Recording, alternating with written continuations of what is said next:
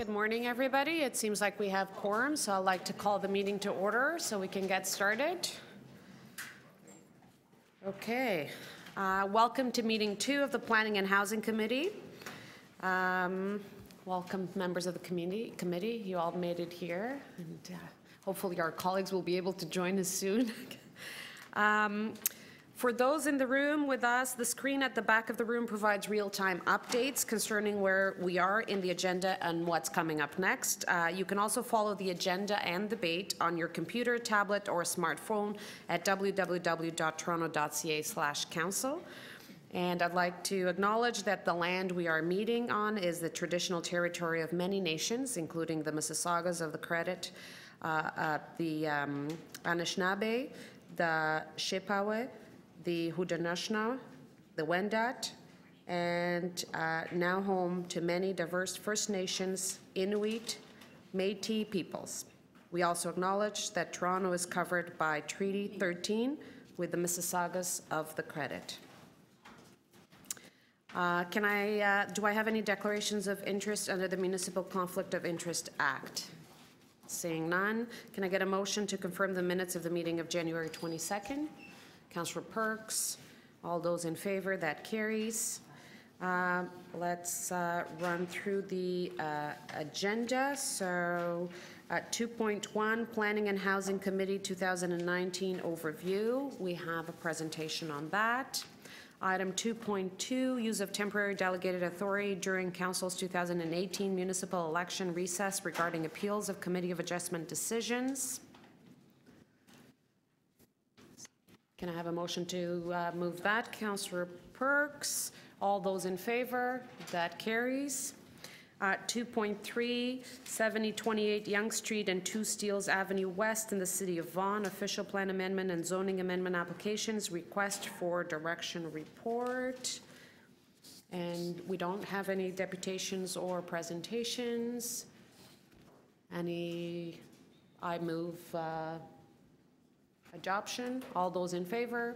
That carries. Okay.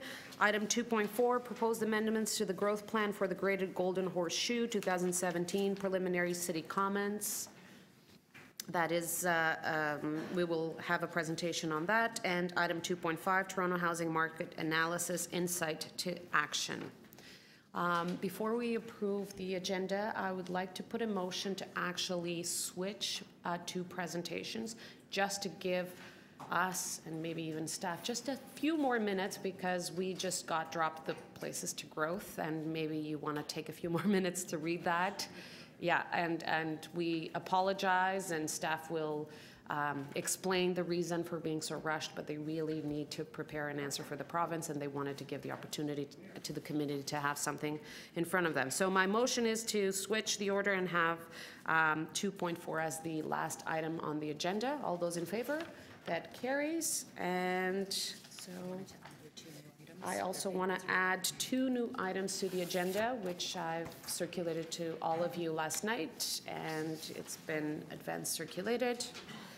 So one of them is review and consultation on the laneway suites bylaw and policies.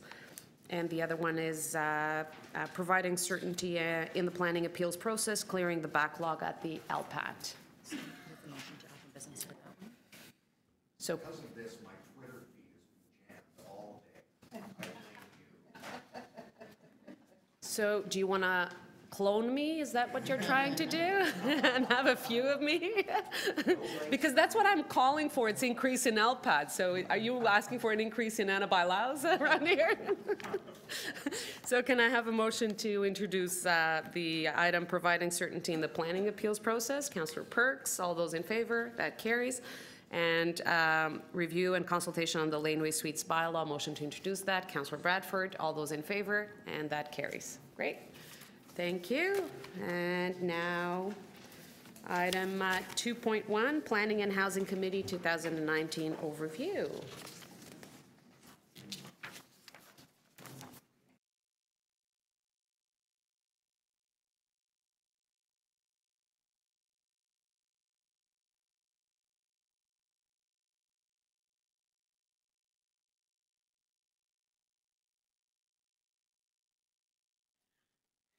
Good morning, members of committee. Thank you very much for giving us a few minutes this morning to talk about our new Planning and Housing Committee. We're going to run through as quickly as possible because I see we have quite an assembly of attendees here today that I'm sure are more interested in some of the other items on the agenda. But we thought it was important to start off with this new committee and this new mandate and new governance structure to talk a little bit about the committee overview, the divisions that support this committee, and what we expect you will be seeing in 2019. Both myself and Deputy City Manager Juliana Carboni will walk through this presentation this morning. So just starting with the committee overview, reviewing the mandate, where the primary focus is on urban form and housing development, a mandate to monitor and make recommendations to planning, property standards, growth, and housing development. So when we look at that larger scale mandate, some of the items that you can expect to see come from our city planning division with official plan review items, other citywide policy and zoning related matters. From the Affordable Housing Office, in dealing with, obviously, affordable housing and housing policies, development opportunities, as we've seen recently with the Housing Now. General development issues, our Toronto Building Department as well, dealing with building code matters, and dealing with the maintenance and upkeep of private properties, which is primarily with MLS in property standards. So the division heads that are running, the 5 divisions that are supporting this committee, I think are all fairly well known to you, and there are their smiling faces in all their glory. So starting with the divisions in the Infrastructure and Development Services service area, city planning.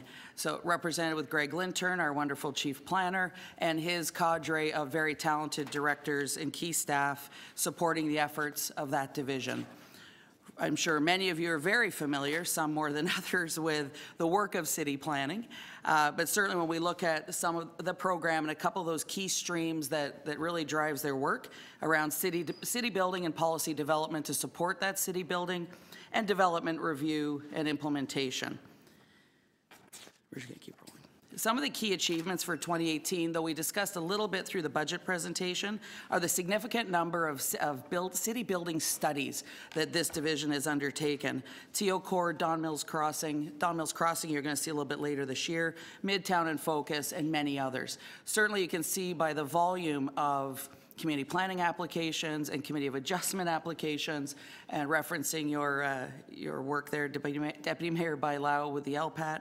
Certainly a lot of work that comes out of city planning and then trends through, I can't talk this morning, trails through a variety of appeal processes is certainly a significant volume of work that this division undertakes. Just very, very quickly, we're giving you a snapshot of what the development review applications process looks like, at least as far as the volume received. I think some are showing pretty steady submissions, some with some spike and some otherwise. Some of the more complicated, being official plan amendments or zoning bylaw amendment reviews, present the greater complexity of the work that the division does. But certainly, I think you can get a sense of the volume of work they see in that respect. That flows through on the Committee of Adjustment side, though we've seen a bit of a decline between 2017 and 2018. Generally, over the last almost 10 years, there's been a steady increase in the volume of applications received and then appealed and going through the Committee of Adjustment process. Some of the major initiatives for city planning this year include the growth plan, some community activities, and I believe we're going to have a discussion about what the provincial looks like. The Housing Now initiative, area-based planning studies, there are a significant volume, as I've mentioned. At Don Mills Crossing, there's also the Keel Finch Plus secondary plan and the Golden Mile secondary plan, 3 large studies that will be coming before you this year.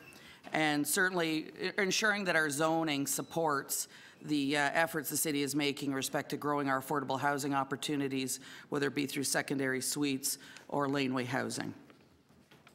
Another major initiative, certainly in support of the affordable housing track that we are on, is the work to be done on inclusionary zoning.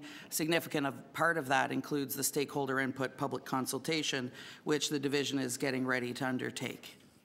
Toronto Building, with Will Johnston, our chief building official, and his cadre of director staff, again at the district level. Hopefully you are all familiar with them.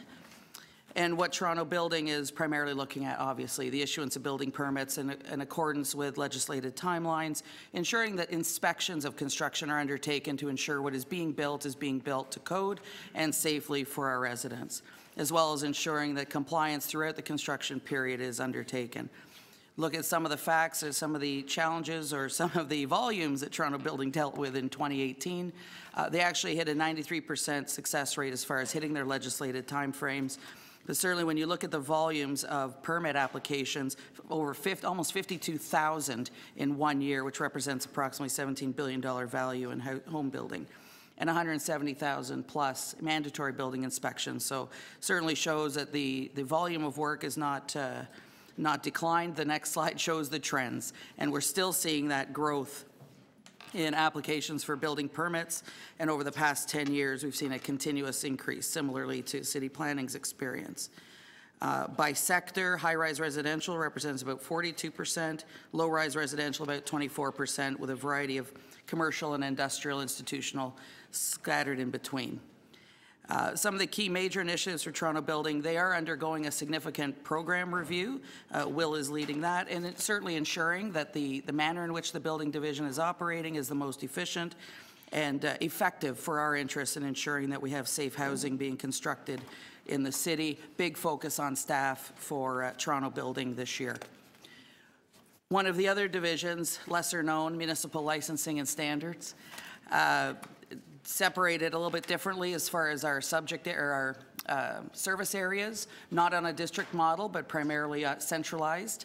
So the area in MLS that you will mostly be hearing from at this committee relates to the work being done in investigation services, which is the private property related work. So just for a quick highlight, you'll see how MLS is divvied up, and the bulk of the work, I say, coming to this committee will relate to the work undertaken by investigation services. In that realm of bylaws that group looks after are those related to private property and private property standards matters. And you'll see the list of the various bylaws that this area is responsible for, notably one of the most significant being the property standards bylaw, but also our apartment buildings bylaw, relatively new, and is representative of our rent safe TO program. So the reports related to work in these areas is what you will see at this committee. As far as highlights go, I think that one of the biggest ones for us was the rent safe TO and the apartment building standards program. Having undertaken an evaluation of all of the buildings, we have multi-residential high-rise buildings in the city, and determining an audit schedule based on those results. In overall, in the investigation services group, they responded to over 128,000 service requests and undertaken over 184,000 inspections. I just referenced rent safe TO. There will be reports coming back through this committee later in the year. We'll see when we hit the work plan. That gives you a sense of how we're looking as far as the quality of our very critically important multi-residential apartment building stock. As far as the division goes, again, so very similarly to our colleagues in city planning, Toronto Building, MLS is focusing on our people and making sure that we're delivering service as efficiently, as effectively as possible, and gaining compliance as well as we can. Major initiatives, as I've mentioned, include the Apartment Building Standards Program and updating the Property Standards Bylaw.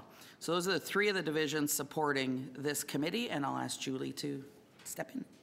So in terms of community and social services, there are really two divisions that will provide the main support to this committee.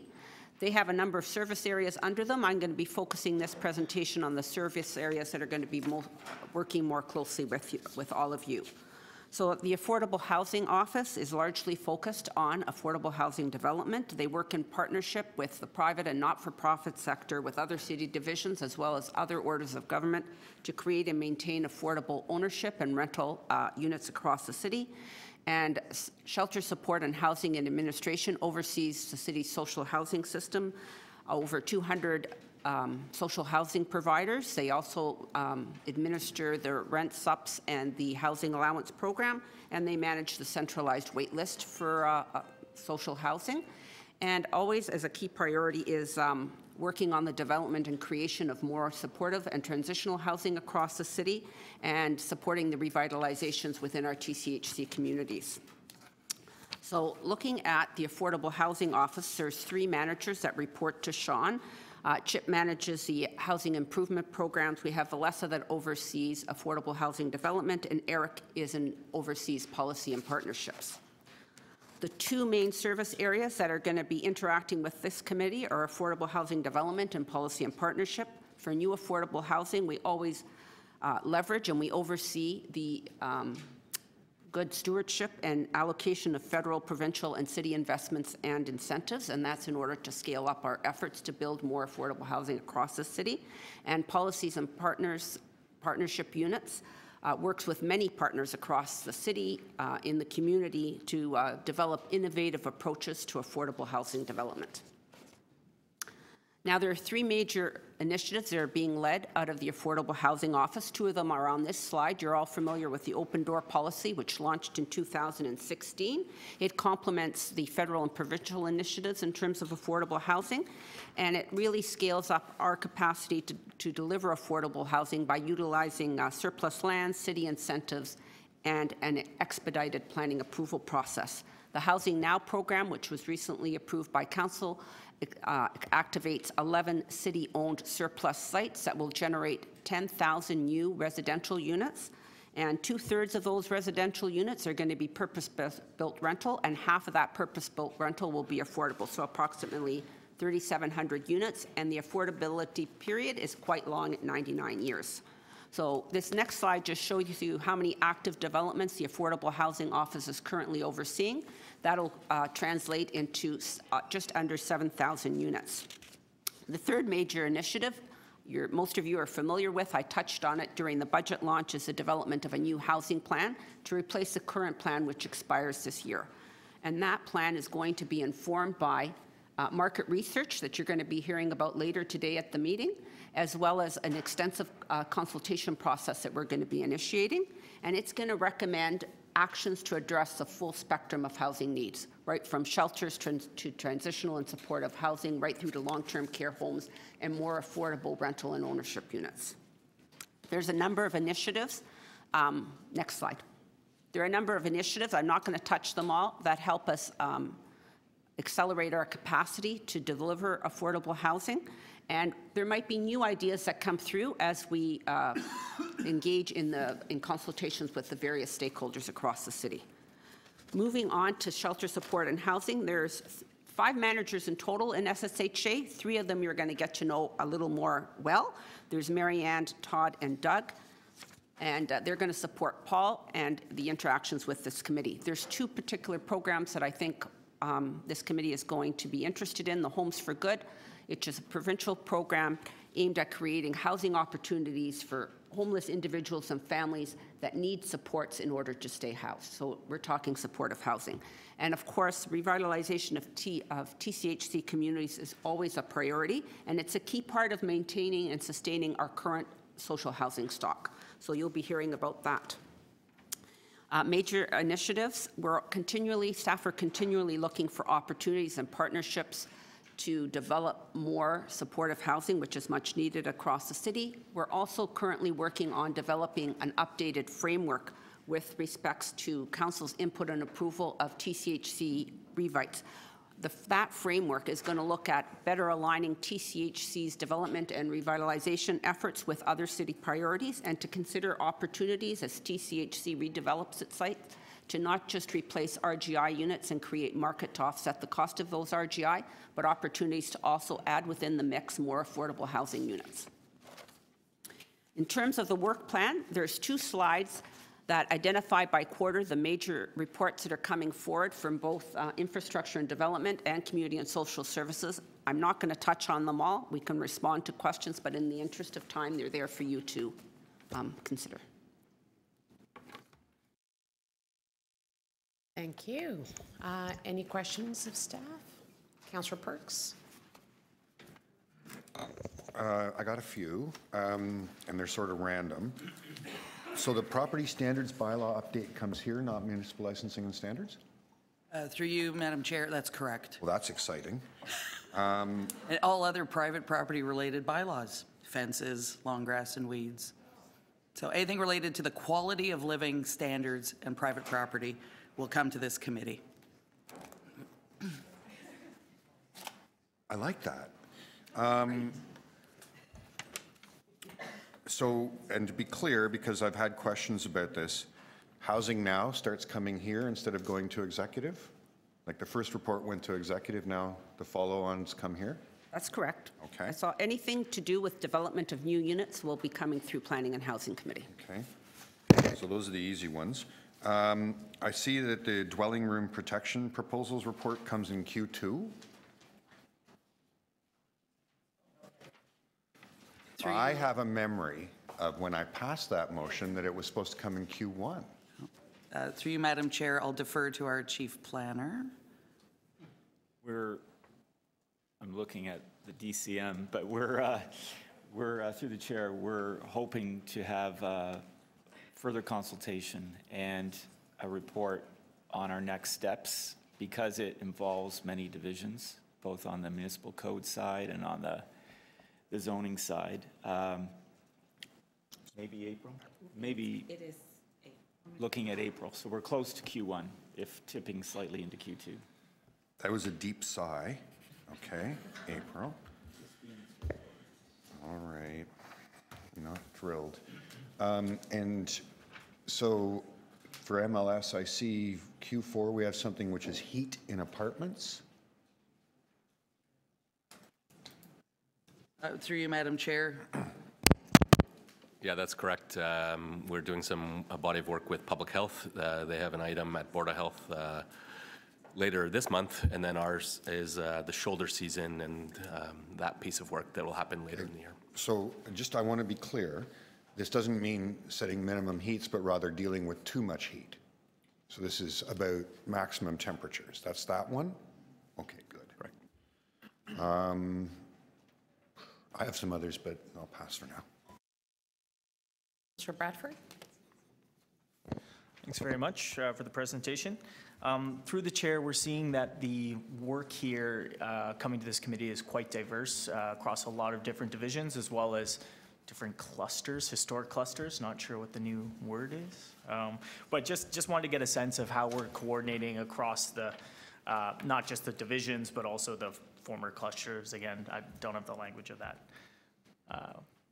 So through you, Madam Chair, we're calling ours service areas, I think Thank is you. where we've landed, though we're all struggling with the cluster language. So, I mean, there's, especially for the reports coming to this committee, well, you know what, as many of the others, they all require the cross-divisional work. Many of us have interdivisional working groups as well. I'll ask Julie to comment on the committee structure. So from a affordable housing development perspective, we set up a housing lead committee that has representatives, senior representatives from all of the divisions, whether it be planning, licensing, affordable housing, SSHA,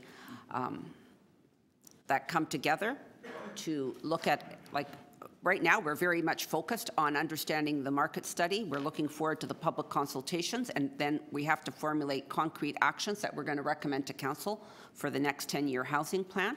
But anything with regard to housing is going to be filtered and discussed at that committee to make sure we're all aligned and rowing in the same direction. Thank you. And then one of the items coming up here is the report on changes to the growth plan.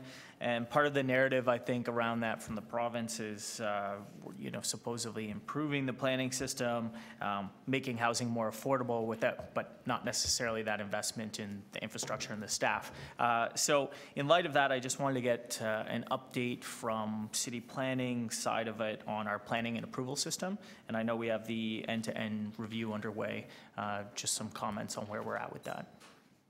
So through the chair, that's correct. The end-to-end review was initiated last year, and we're coming to a point where we've got some, involving many divisions, we've got some emerging directions which we'll be bringing to the committee likely in Q1, I would think.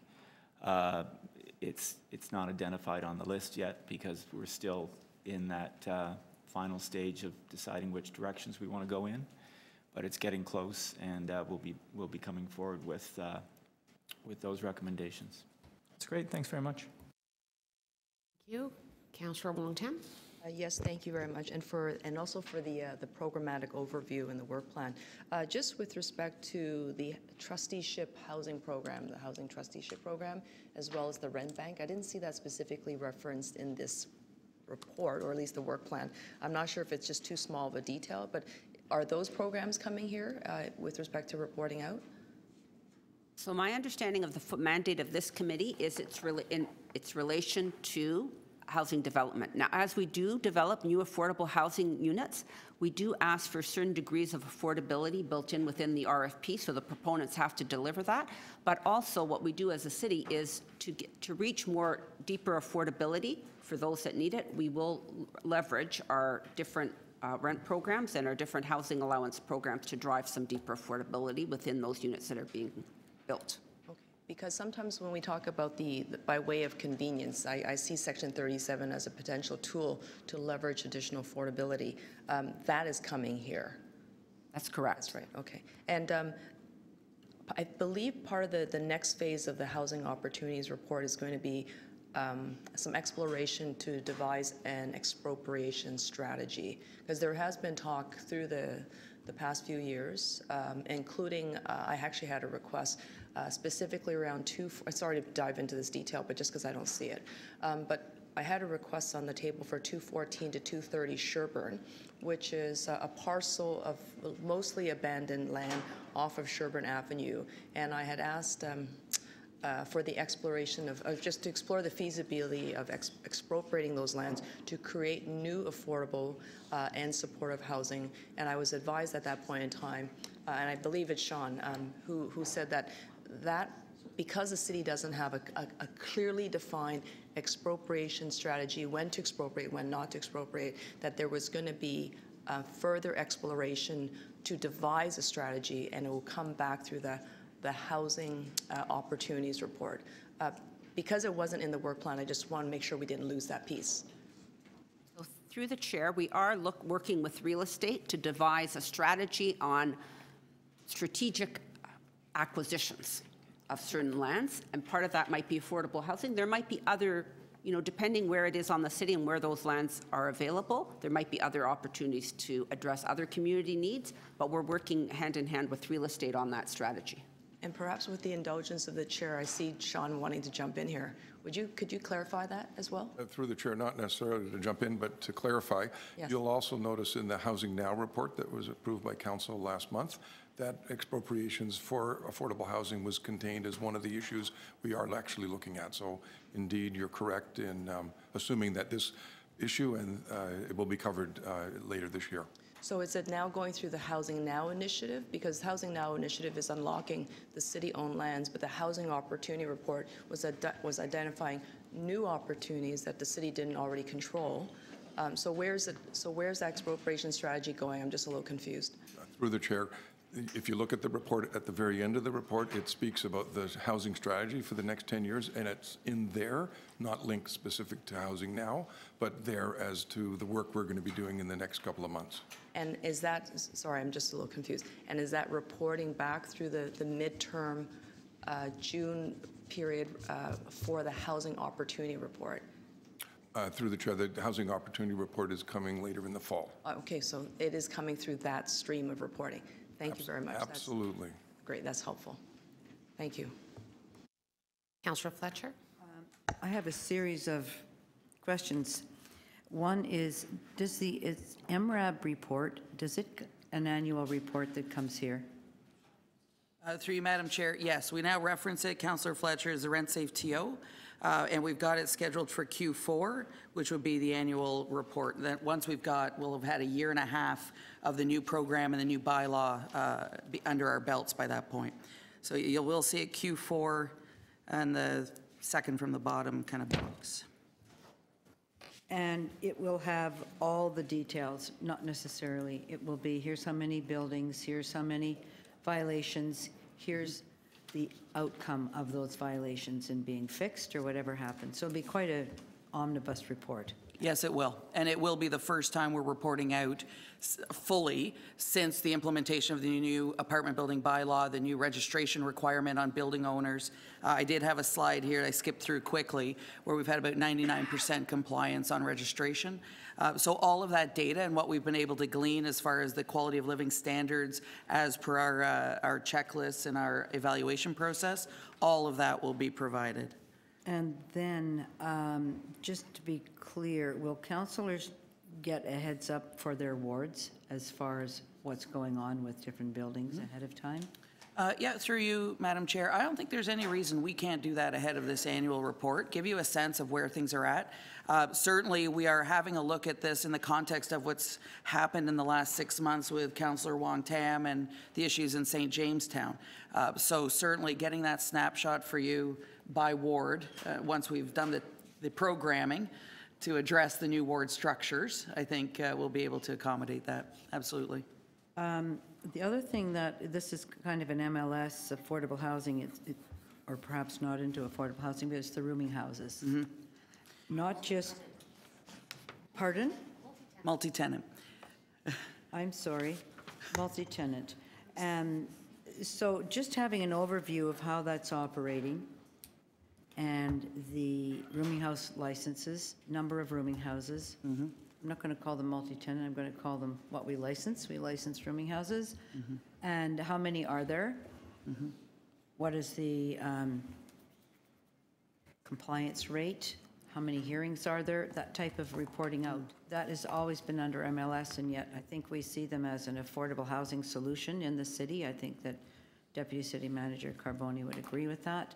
So somehow bringing them under a little more scrutiny or making sure that they're traveling properly through the system. Where is that in here? So through you, Madam Chair, and if you'll beg my indulgence, I failed to mention our interim Executive Director of MLS, Miss Elizabeth Glibbery, who is cracking the whip while I'm off on this journey. The issue of multi-tenant housing and what we need to do to advance that in the city writ large is a part of the housing opportunities, the 10-year plan. We spoke about ensuring that the full suite, as DCM Carboni mentioned, the full suite of housing opportunities, that full spectrum is reflected in the broader 10-year plan. The questions you are asking in respect to the current operation of the rooming house process, which you're correct is how we currently license, is a matter that's being reviewed and that we owe a report back on. MLS owes a report back on. I believe Councillor Perks actually has asked for that in the years past. So we've been looking at some internal procedural changes, but I think MLS will take that back and have a look at what we can provide. While there's not been a specific reporting out on an annual basis on the existing rooming houses, I think it may behoove us to get a good sense of what we have going on. So that's certainly a body of work that would be undertaken separate and apart from ensuring that we're building out permissions as part of the broader housing strategy. And is that not really a housing strategy issue rather than an MLS issue? I think that because it's at MLS, we tend to forget about it. So knowing how many rooming houses have been lost or any issues to maintain them, that is, I would say, an affordable housing issue, but it's at MLS. Have you had any thinking about moving that whole operation to affordable housing? Yeah, no, we do the enforcement. So through you, Madam Chair, certainly the responsibility or the oversight for managing, we have not looked at moving that over. We have had the discussion about rooming houses or multi-tenant houses being a part of the housing spectrum. We have the responsibility on the enforcement side. This does tie to the review of the rooming house bylaw, I think it's chapter 285, 283, that we have to look at where it's best housed and how we manage the registration if required versus the enforcement. So we've not talked about shifting responsibility on that at this point. Certainly because of the different mandates that the offices have, affordable housing is very different from what we're doing with rooming houses. It's a discussion to be had as we do look at how we manage all of the housing. The last thing I would say to that is we have looked at it in the context of our Rent Safe TO program. As an umbrella program, we focused it on the multi-residential high-rise buildings because of the number of tenants involved. We've contemplated that in the expansion of this to include how we're managing on the rooming house side. But certainly some reporting on the current state we can manage.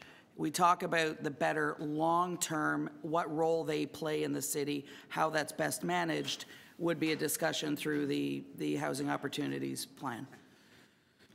Unless someone brought it as a motion separate. Someone might. Someone might. Two people might. They might. Somebody could help them write that if they were so inclined. Just to understand, and the, obviously maintaining rooming houses in good state of good repair and well-run is one of the goals for affordable housing. We agree there are affordable, there really are within our portfolio of affordable housing.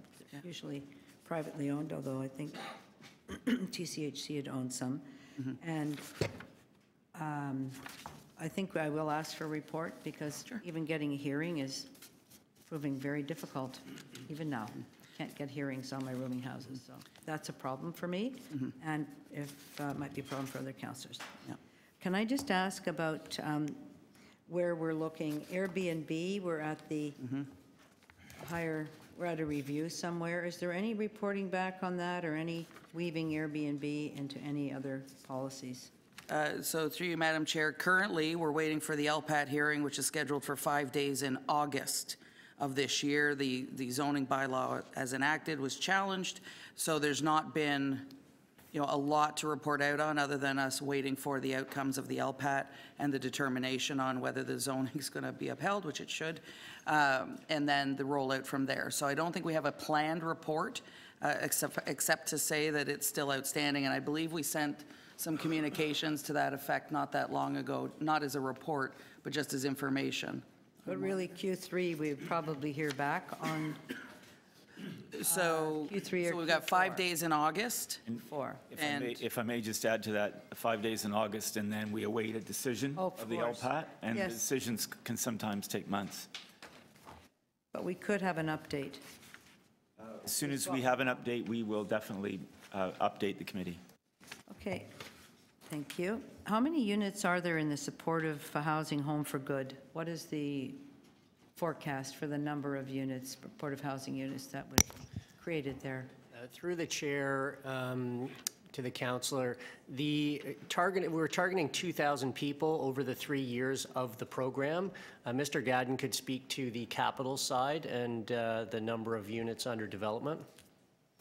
This is provincial dollars for new supportive housing for 2,000 units over 3 years. Is that the program, Home for Good? Through the chair, it's a 3-year program that encompasses $90 million to support 2,000 people over those 3 years. 53 million of it is operating, 36 million of it is focused on capital.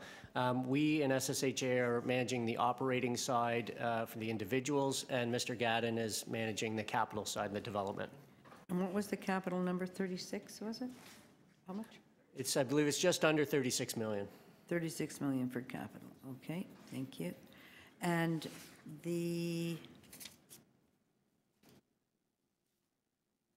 other issue is the inclusionary zoning. We're getting a report in Q4. Remind me why it's Q4 and not earlier, please. Through the chair, we're bringing forward the proposal and the draft policies in Q2, and that will be going out for consultation. The Q4 is the final report. All right. So we'll be consulting somewhere starting when? Are you? We'd be, if we receive direction from committee and support for the proposed policy direction, we go out and do consultation over the late spring, summer, coming back in the fall. Good. I haven't been putting any time, I but know that. I have a feeling we're well over the 5 minutes. We are, but we're getting a lot of It's a- reports dropped on us here It is. today. It is. And It's a lot. so I think that that's unfortunate. But very good reports. They're great, but we haven't really had a chance to go Yeah. through them or ask questions. So councillors are asking for a second round. Sure. So if you don't mind, we'll start the No, second go right round. ahead. And then we'll come back to you, Councillor Fletcher? Sure. Okay. Councillor Perks? Okay, so I see that the schedule here has the Housing Opportunities Plan coming to a report to council in November. I'm concerned about the timing there, specifically because, and I've experienced this on other files, when a report comes in November, you've missed the budget cycle.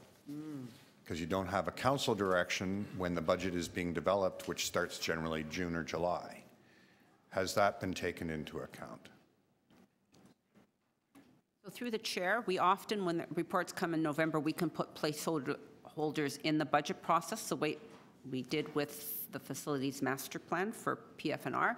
And didn't do for the climate plan, okay. So the intention is to have placeholders in the budget, that's the intention? But once we understand what the recommendations are and how they're going to be phased in over the 10 years, yes, we will work with financial planning to make sure that any critical funding for 2020 is put into the preliminary budget. If we have, and we can look at, we have Q4, so depending on how the consultations goes and how quickly we can move along, we can try and aim to have it here for October. I'm just going to do something. To my staff who are watching on TV, please record that clip and store it. On I see that there's an update to the OP policies around natural environments. Is that, did I read that right? I'm deferring to my team and city plan. It's in the list of coming It is on the reports or something. I'm looking at the parks and open space area policies. Okay, yes. Q4. Yes. That's what's intended to come forward, and that's Parks and an open space. update of those policies. It's an update of those policies, and I imagine that a piece of that, I just want to be clear, would a piece of that be things like renaturalization of ravines that are considered parkland and that kind of stuff? Will that be part of that conversation? Through the chair, no. The intention of that policy is to bring forward new alternative parkland policies. That's about the money piece, not about the actual management. Securing the parkland at a more commensurate rate with the rate of development. Okay, so that's the money piece with applications. Okay. And Councillor Fletcher raised the rooming houses. Those are my questions. Okay. Councillor Fletcher, second round? No? No?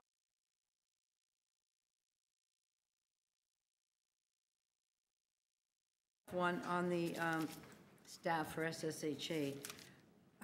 There's a service manager role. Is that captured within the three staff that your lovely photos are showing? Yes. Through the chair, yeah, that would be me with under Paul. Yeah. That would be me under Paul. I see. Okay, thank you. And I also just want to ask, and I don't know if this is here or this is create, but there are a lot of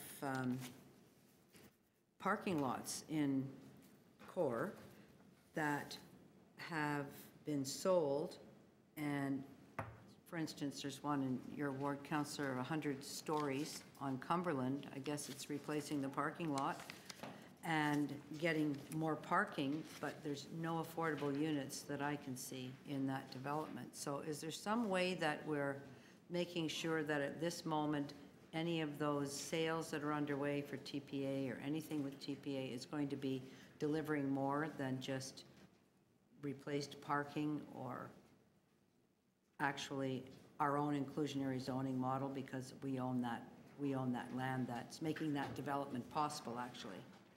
So as part of our strategy to accelerate affordable housing development, we are actually working across, we're working with Creatio and real estate, looking at all the capital projects across the city, including TPA's capital projects, and seeing what sites are being redeveloped, and working with planning on those sites to understand if the density in the property allows for affordable housing, whether that be a TPA lot, the redevelopment of a long-term care home. You know, if we're developing a community center under the facilities master plan, if there's opportunities on that land to introduce affordable housing, we are going to look at every opportunity possible to try and accelerate where we can, working hand in hand with planning and our other city divisions. Okay, thank you. So I just had a question for Mr. Brillinger, because, hello. There's a Q4 report, I think, coming on how Toronto Community Housing is looking at revite sites, or you're working on a project. Can you just Working, through the chair, working with Shelter Support and Housing, City Planning, and Financial Planning Division, as well as TCHC.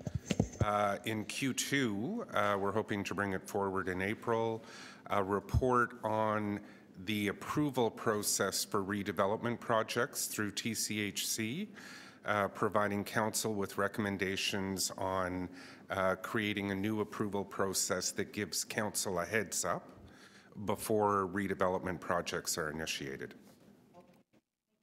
Great. Thank you. And I do have a couple of questions. On the planning side, so Councillor Bradford was asking about the end-to-end review. And we also have some issues with staffing and filling the positions that we have available. Is this going to be a major initiative this year that we're going to try to tackle both of them? Because I keep hearing that it is a challenge to attract talent, to maintain talent. So what is the department doing?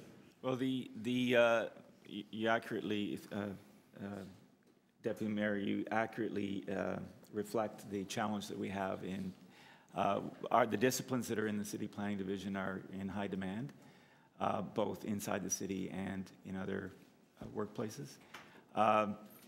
So we've got, I believe, around 70, I believe it is, active recruitments underway right now. 70? 70.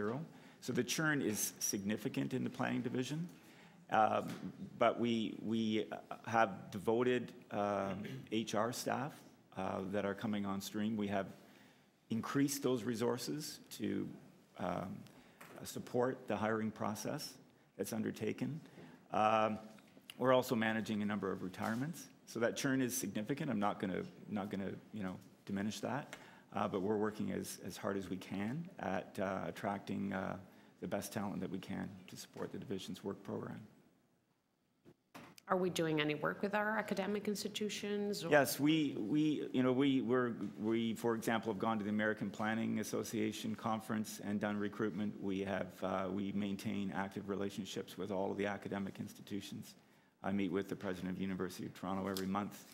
There's a lot of network support that we do, participating with those, with the geography departments and the planning programs. We also hire summer students every year to do the employment survey. So we have a good resource, probably about 15 or 20 paid interns who come and do our employment survey and turn into a great crop of people to hire for assistant planners. So we have a pretty, broad-reaching effort underway. Still, though, with the churn, I don't want to underestimate the effect that it has on our ability to maintain our complement. Okay.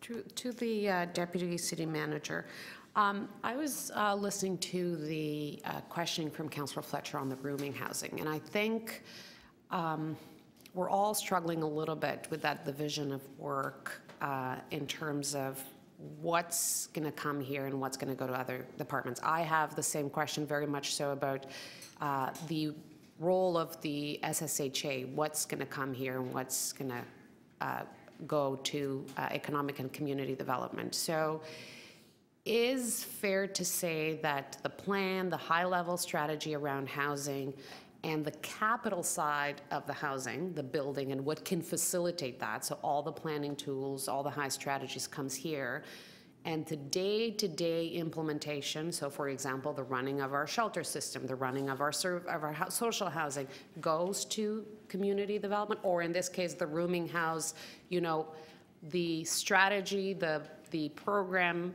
is here, and then the implementation on the day-to-day goes to MLS. Is that correct? Through you, Madam Chair, I think rooming houses in particular is a bit of an anomaly because it's one of the few, if only, type of residential use that is licensed. So we're going to have a discussion with clerks on whether or not that piece that Councillor Fletcher is asking about, because it's a licensing bylaw, whether it ought to be under the mandate of the General Government and Licensing Committee.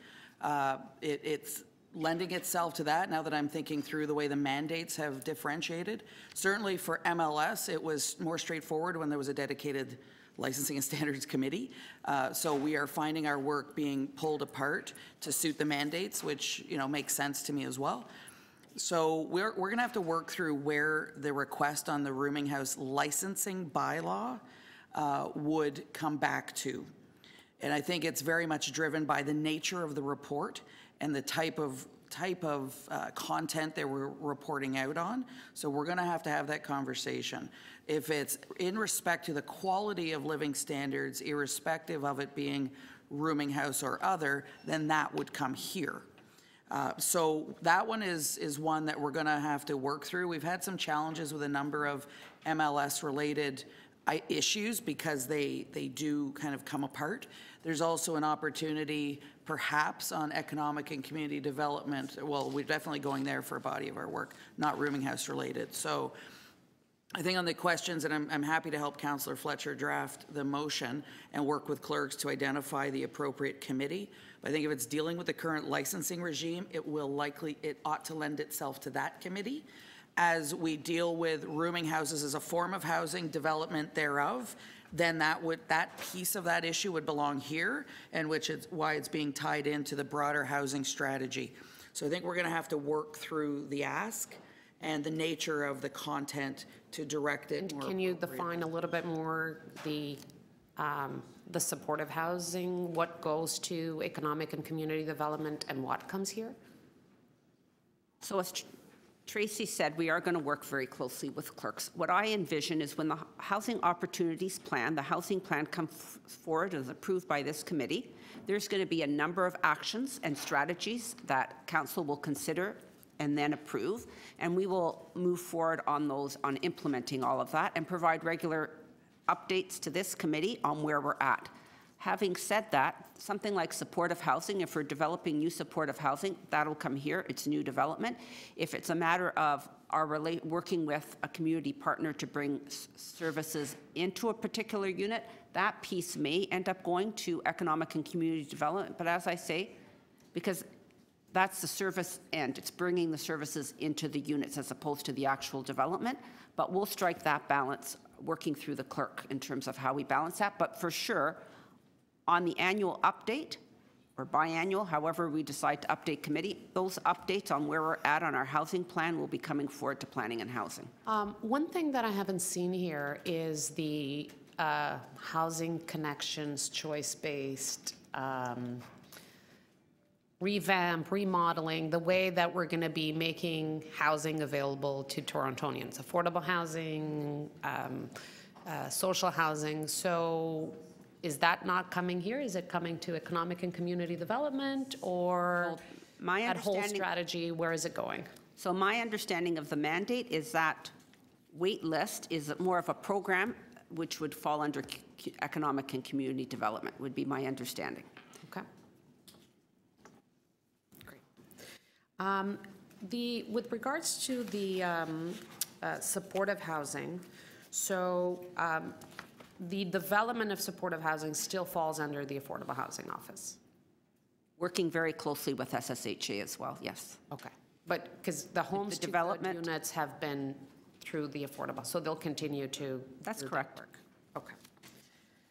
Okay, I think that's it. Any other questions? No, seeing none. Speakers? No? No speakers? Well, I just want to thank staff. I think that we're all adapting to this new reality of bringing committees together. And I think one of the things that was clear in here is that the cross between planning and housing is an important tool that has been identified as a city as having to be brought together. And so I appreciate all the work that through planning, the Affordable Housing Office, SSHA, we're doing to make sure that we're using all tools available in the toolbox to really create mixed income communities, complete communities, and plan a city that is, responding to the growth and the challenges that we have ahead in a more equitable way. So there's a lot of work ahead of us, but I think the committee is energized to work with staff on many of these issues and with the public. So thank you, and let's get to work. Okay, motion to receive. Councillor Bradford, all those in favor? And that carries. Item 5, Toronto Housing Market Analysis Insight to Action. We have a presentation.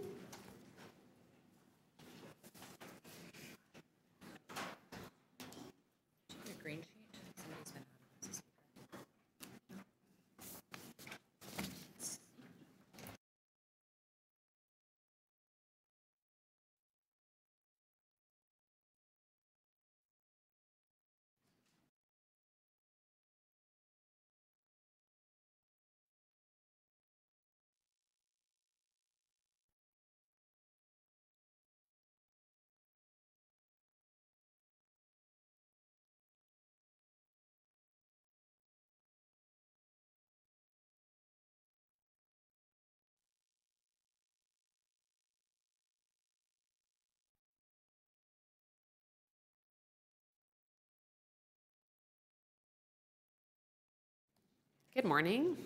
Jeff, Paul, you guys ready? One more minute.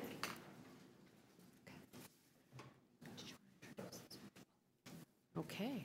Maybe we can start with an introduction. Jeff, do you want to introduce yourself? Good morning. My name is Jeff Epperson. I'm a director at the Canadian Urban Institute, one of the organizations working on this study.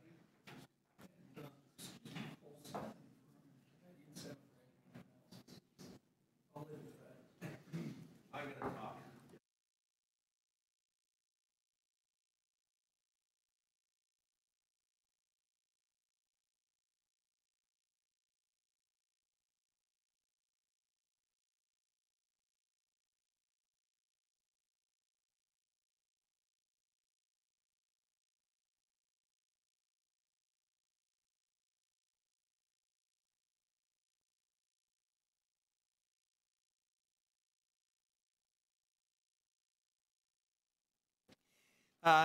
The original intent of this was to bring together a number of housing indicators to provide insight into the housing market, but also the challenges that people face and will continue to face under the current and projected conditions.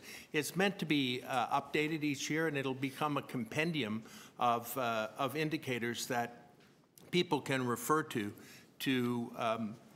develop better programs and strategies.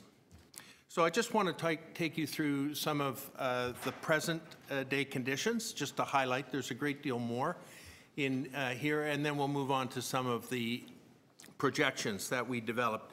So low-income renters are stuck in unaffordable units. With Toronto's shortage of low-cost rental housing, most low-income renter households experience housing affordability stress. 87% of renter households living in the private rental market with pre-tax incomes of less than $30,000 are spending more than 30% of their incomes on shelter. So put another way, there's one affordable private rental unit out there for every 4 households living, making under 30,000 or under, living in the private market. So this does not just affect low-income people, we found. The renters are stuck waiting to own. Prices in the rental and ownership markets have become decoupled from income. So median income renter households would require between 11 and 27 years to save for a 10% down payment on a medium price home. So just to give you some idea of how prices have taken off. People are living in unsuitable conditions. Again, in 2016, nearly 1 in 3 renter family households were living in unsuitable housing. And unsuitable is defined as unaffordable, overcrowded, or in bad repair. There's a significant shortage of new purpose-built rental housing. Purpose-built rental developments have accounted for a small fraction, about 6%, of the development pipeline from 2011 to 2016. There's been a modest increase in purpose-built rentals since then. Almost all of the nearly 48,000 new rental households formed from 2011 to 2016 were accommodated in the secondary market. That's rented condominiums and secondary suites. We also found that the city has significant areas of population decline. Large parts of the city's so-called yellow belt experienced population decline or very little growth between 2011 and 2016. These areas with declining populations have about 220,000 fewer people since 2001. The missing demographics in this case are children and early mid-career adults. So now some of the projections that we've made using Paul's model. Toronto's natural population growth is projected to be 1.03 million people.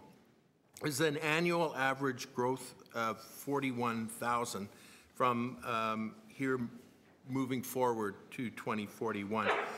This projection exceeds the provincial target in the Places to Grow Act by almost 500,000, which represents excess demand of almost 220,000 households over that which was recognized in the Places to Grow targets. To give you an idea of the accelerated pace of growth between 2011 and 2016, the city grew at about 35,000 people a year, and we expect that 241, the city will grow by 41,000 people a year. The city's population at the same time will get older. People currently aged 50 to 69 will live longer and contribute to substantial increases in the number of seniors as they age. By 2031, the number of seniors between the ages of 65 and 84 will have grown by 51% and will outnumber children for the first time, children under the age of 14. Demand for long-term care will increase significantly. From 2016 to 2031, demand will grow by 15,000 to close to 45,000 people. In the following decade, to 2041, demand will grow by an additional 23,000 to almost 70,000.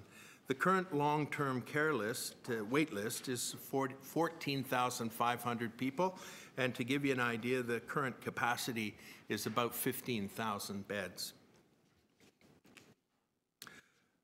By 2041, 68,000 people will require long-term care. So, more people will also live in low-income households. Approximately 540,000 people will live in low-income households by 2031, up from 470,000 in 2016. By 2041, nearly 600,000 people will live in low-income households. Most people living in low income are distributed you can see from this map, in the familiar U-shaped pattern that stretches from the northwest in Etobicoke south to the lake, narrowly through the downtown, and up north and east to Scarborough. More people will be in housing, in core housing need. Households in core housing need will grow by twice the rate over the past 12 years. There will be 47,000 more households in core housing need by 2031, or nearly 300,000 in total. By 2041, the number will grow to approximately 330,000, equivalent to about 20% of the total households in Toronto. It will be no surprise that the social housing waitlist will increase significantly. In the absence of new social housing units, the waitlist for social housing will grow to approximately 120,000 households in 2031 and 135,000 households by 2041, an increase of 30% and close to 50%, respectively. The demand for supportive housing will grow faster than the population. The wait list for mental health and addiction supportive housing is expected to grow by 2031 to 17,700. That's an increase of 31% over 2016 and more than 3.5 times the close to 5,000 provincially funded units. People are stuck in shelters, hospitals, or correctional institutions, rooming houses, and boarding houses for an average of 5 to 7 years waiting for supportive housing. So some of the conclusions that we've drawn from this report: Toronto needs pathways through the housing continuum so that people who are stuck in the housing market can get moving. To give you some idea of the magnitude, this is about 150,000 bedrooms are needed to relieve overcrowding.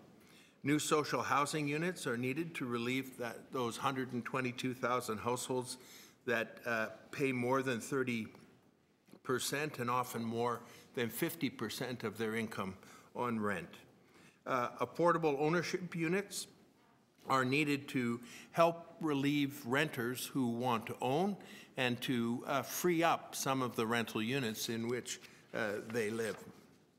Toronto needs to address housing inequity as experienced by people who do not live in the city core and along transit. Many low-income residents face housing inequity as they live in high-rise apartment buildings which are primarily constructed some 60 years ago and are at risk of building and system failure. I must also say we found that the lowest income renters live in non-condo secondary rental units. These are de facto rooming houses. Toronto needs more supply of both market and affordable rental housing. The accelerated population growth results in more household formation and results in an increased need for housing. It's clearly in the demographics. And finally, Toronto needs to collect better data to inform future policies and programs. These data gaps would link household characteristics to the characteristics of housing so that we can tell what kinds of families, households, live in what kind of housing. It's surprising that we don't really have data at that level of granularity to begin to tell us that, and I think it's about time that we all worked hard to get that. Thank you. Thank you. Questions? Councillor Wong-Tam. Thank you very much for the presentation and through the chair. With respect to the report analysis that you presented today, your source of data, what did you use? Statistics Canada data, CMHC data, and some data provided by the city. I'm sorry, the last part? And some data provided by the city. Okay. And the fact that you were saying that the city needs to collect even further data so you can actually disaggregate the components that you just identified in your second last slide. I noticed that there isn't a request, or perhaps it's not in your presentation, but the language around equity and housing equity without looking at issues and subject matters such as race, gender, newcomer status, I find that to perhaps be a missing component to really get a picture of who's being left behind in the city and whose housing needs we're not addressing. Is that, and knowing that you used Statistics Canada data, some of that would have been contained in there. Is there a reason why you didn't break it down in more disaggregated form? In terms of, through the chair, sorry, in terms of immigrant status and income, we had that information and that analysis.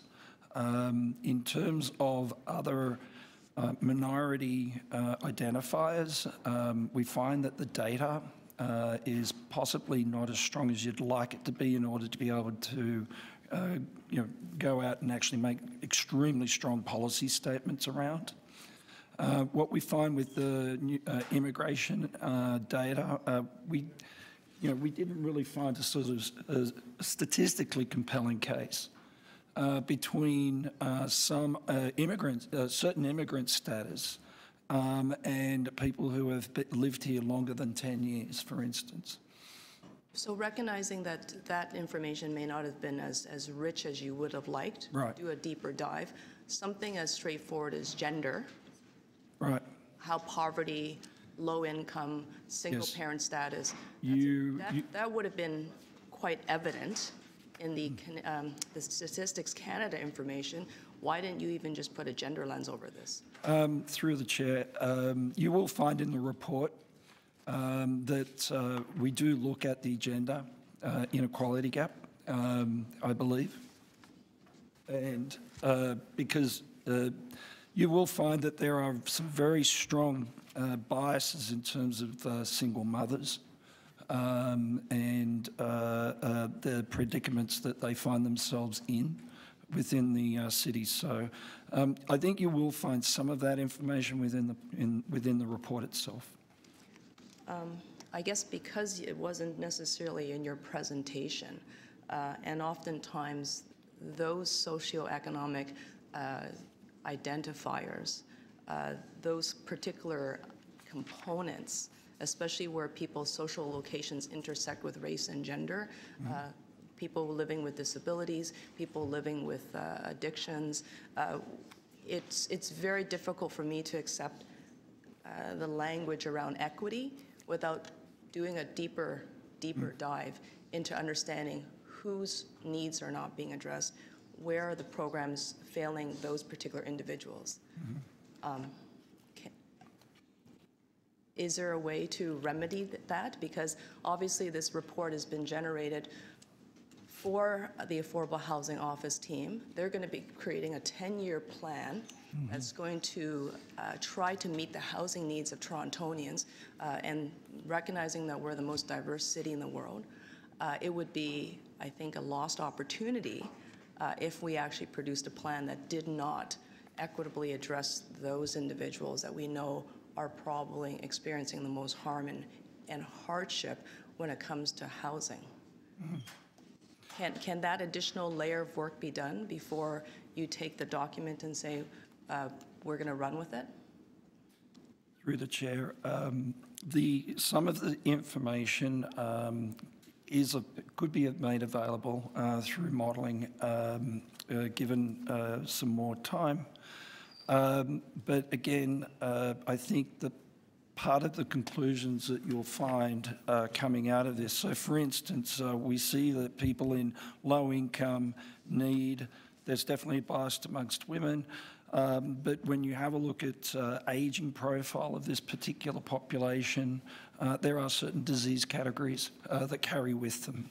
On the mental health front, it's extremely difficult to look at the issue of addictions, but we do have epidemiological models that we could look at some of the biases in the mental health that are concurrent with aging. I'll leave it at that unless Sean has or... Yep. If you look on page 20 and 21 of the report, I don't know if you have a printed copy of the report there. One of the things that we do show is the proportion of children in Toronto and the GTA that are in lone parent families.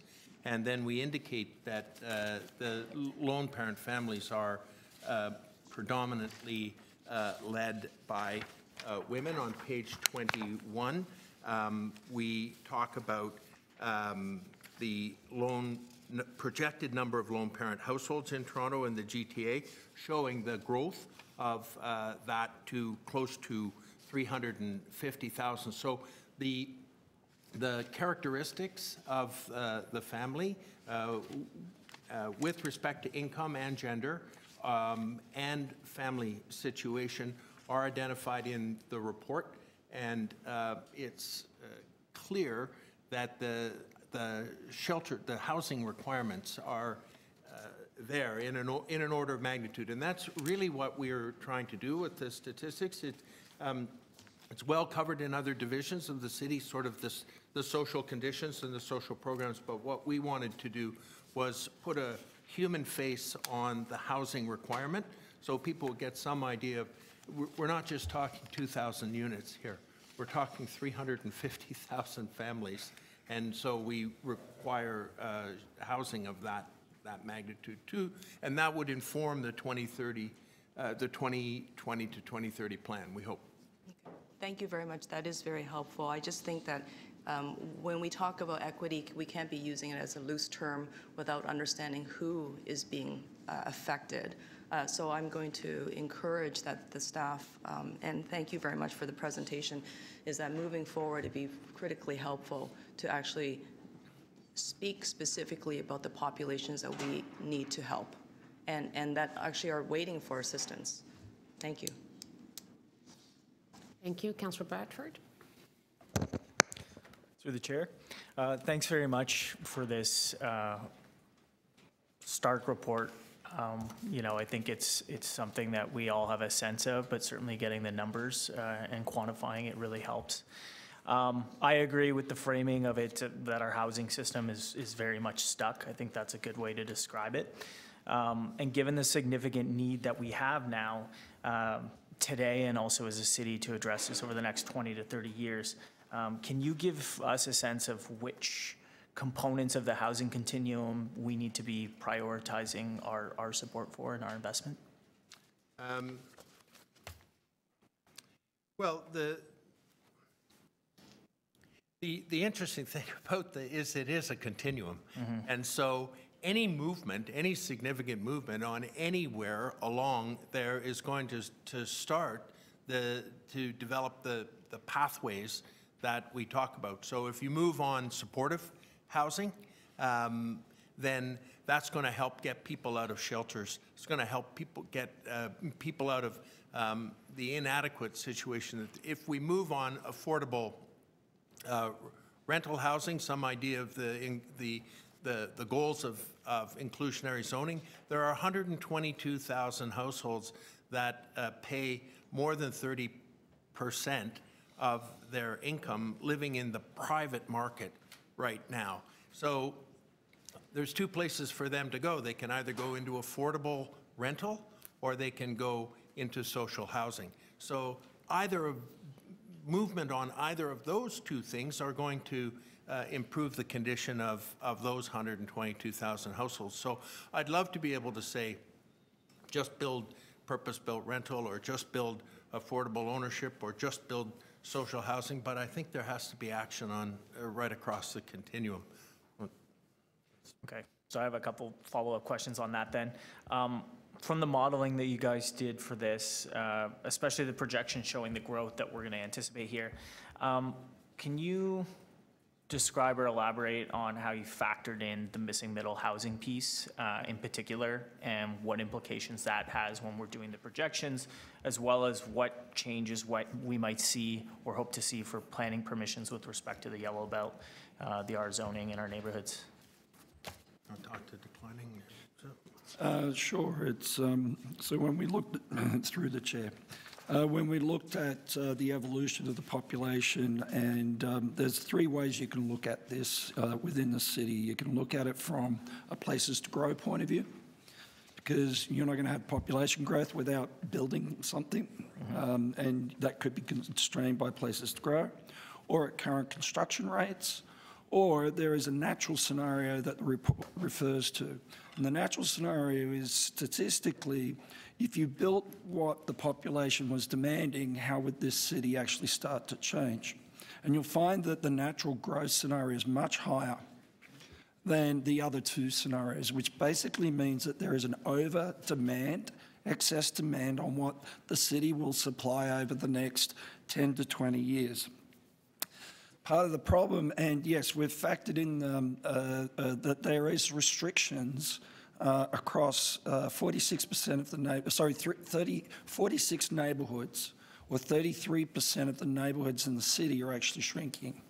And that has been factored in, and we do see that by virtue of not, A, building what is being demanded, and secondly, allowing a lot of the land productivity that's held within the city to drop, you actually find that the city ages faster because people will age in place. And this point about the inequality, part of, I guess, the term is that the city is in gridlock.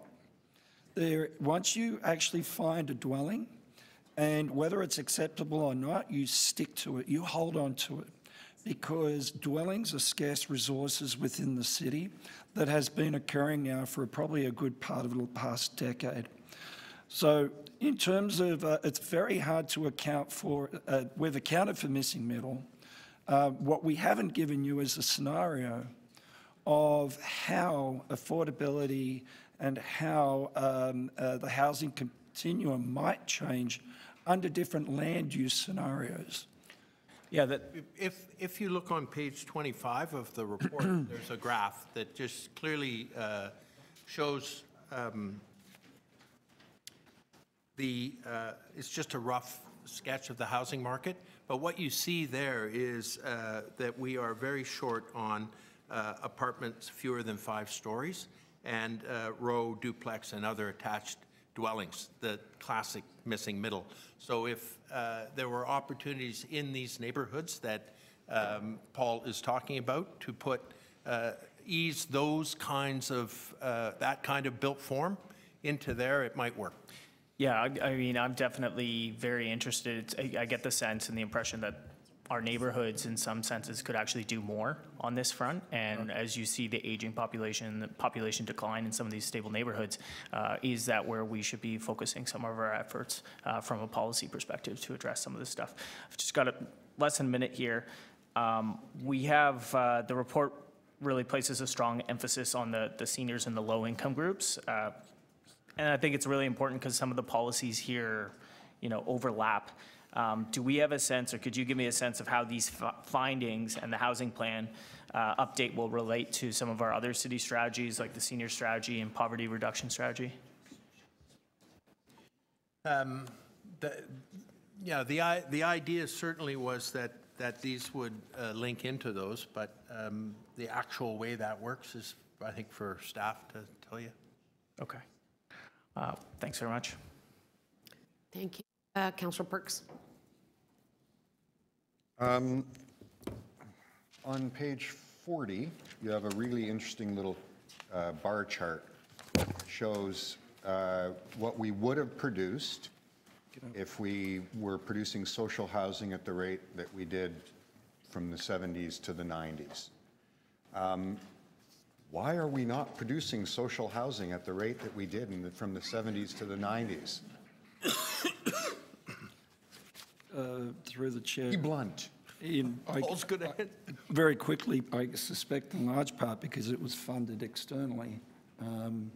It wasn't exclusively funded by the city itself back in. By externally, you mean the federal government? Right.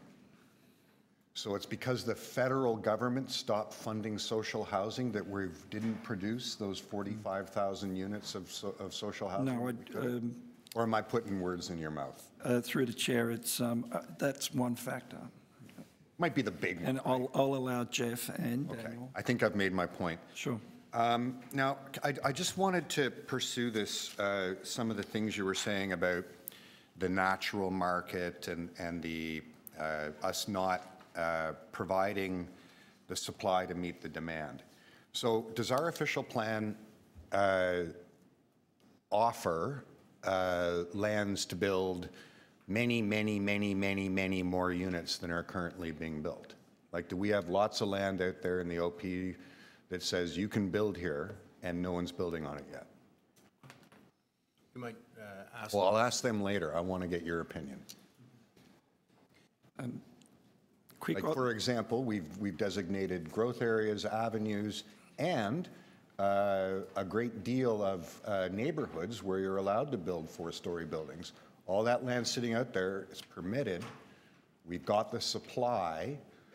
You say that the supply is absent. So I'm having a bit of a conundrum. Through the chair, it's so supply is a policy and market-driven issue. Demand is actually easier to model because it's driven by population choices and economics and things like that. One observation that I would point you towards is I personally was surprised at the difference between the permits issued and the construction rates. The which issue? The permit issue? And Yeah, building approvals, Yes. and the actual construction rates themselves. So how does that attain to the point you made in your report? Well, and this is probably best answered by Greg, but part of the point is that it seems that the city is approving the building of residential dwellings.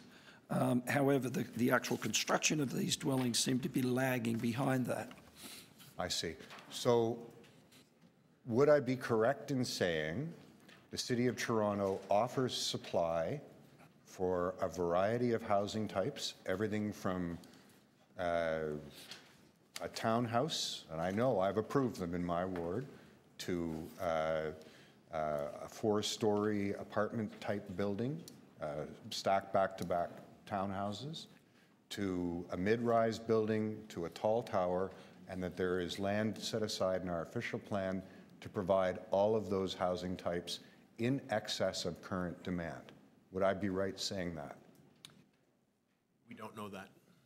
You don't know that. So it would also be wrong to say that the city is not offering a supply of that because you don't know that either. It's the same other side of the same coin. Okay, thank you. Thank you. Councillor Fletcher? And I'll just say, Chair, I hope we get to have a second round because this is an amazing report. We need to dig into it a little deeper. I'm just going to go back to page 40 here that Councillor Perks started on. We just left it. That I guess I'm just going to pick up on his point. It kind of looks like it's the city itself that hasn't been building this housing, rather than there's a blockage in the money pipeline in order to build it. Would you agree? A lot of people think that we simply can pick up and build anything, but we rely on funding from other levels of government in order to build it, such as the supportive housing that we heard about today. That's all coming provincially. Do you think do you think this confuses people, that somehow it's the city's role and that we're missing this because we did something wrong rather than we didn't have the finances and the programs to build affordable housing? I think that people understand that the social housing is expensive and that it requires the resources of all three levels of government working together to build it, and that when the funding programs stopped in the mid-90s, that the tap was turned off, and that's when social housing was not built anymore. And I think that, in fact, that accounts for the excitement that people are feeling right now. Maybe excitement's too big a word, that for the first time in a long time, three levels of government, hopefully, are aligned to build housing again, because it takes all three levels.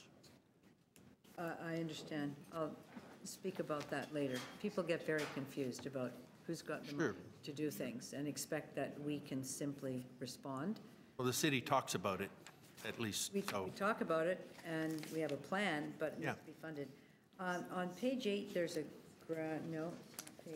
You've got a picture in here of the areas that are in growth right now. It's page 8.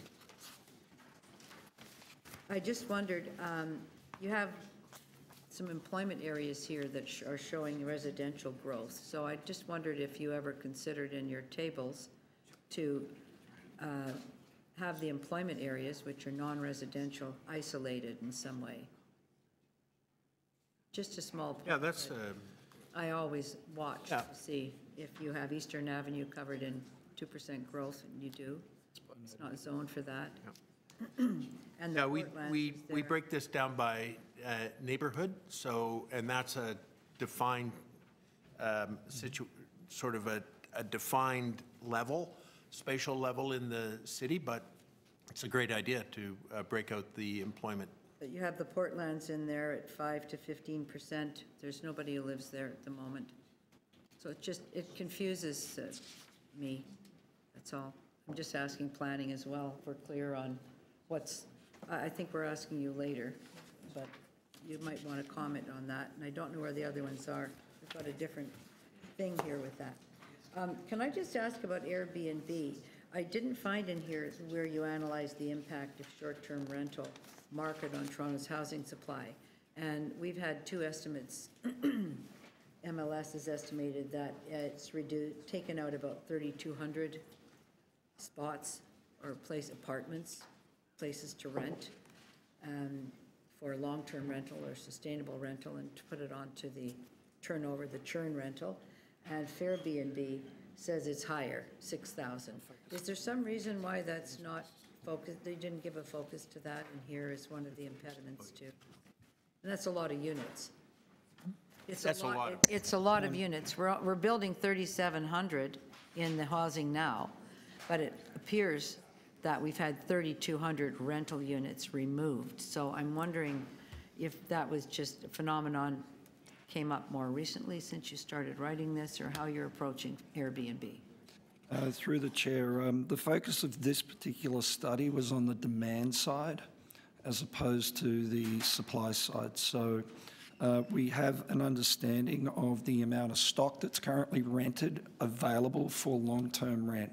So we've not considered the short term. That's not to say it's an extremely important factor in taking rental units off the market, but our focus was on the supply side to give the city and yourselves a sense of, some of the planning considerations. There is a picture there on page 25. I just really want to explore that a little bit more. By dwelling units, what's available, if those are intentionally taken out as available apartments, should we not be noting that that's a trend that's creating an issue for the supply side? Of course. Currently what we have here is what's considered to be available for long-term rentals, not the short-term. But people are saying it's for a long-term rental and then turning it into a That is possible, and then that is the limits of our... We're not approving condos for short-term rental. We're approving condos and then assuming there'll be a long-term rental. I think I think it's important, and I think that this is meant to be a compendium. We sort of picked 40 indicators. We talked about maybe 20 of them, 15 of them today. And certainly for next year, because it does talk about an annual update, that's something that you could ask to be in the calculations for the update. It could also be that there's a policy that changes that, and those units are no longer used for Airbnb. The fact is that they are in the market nevertheless. Yeah, they're in is short-term. That's it. I have more questions, so I'll take a second round if I can. Go right ahead. Oh, go right ahead. Thank you.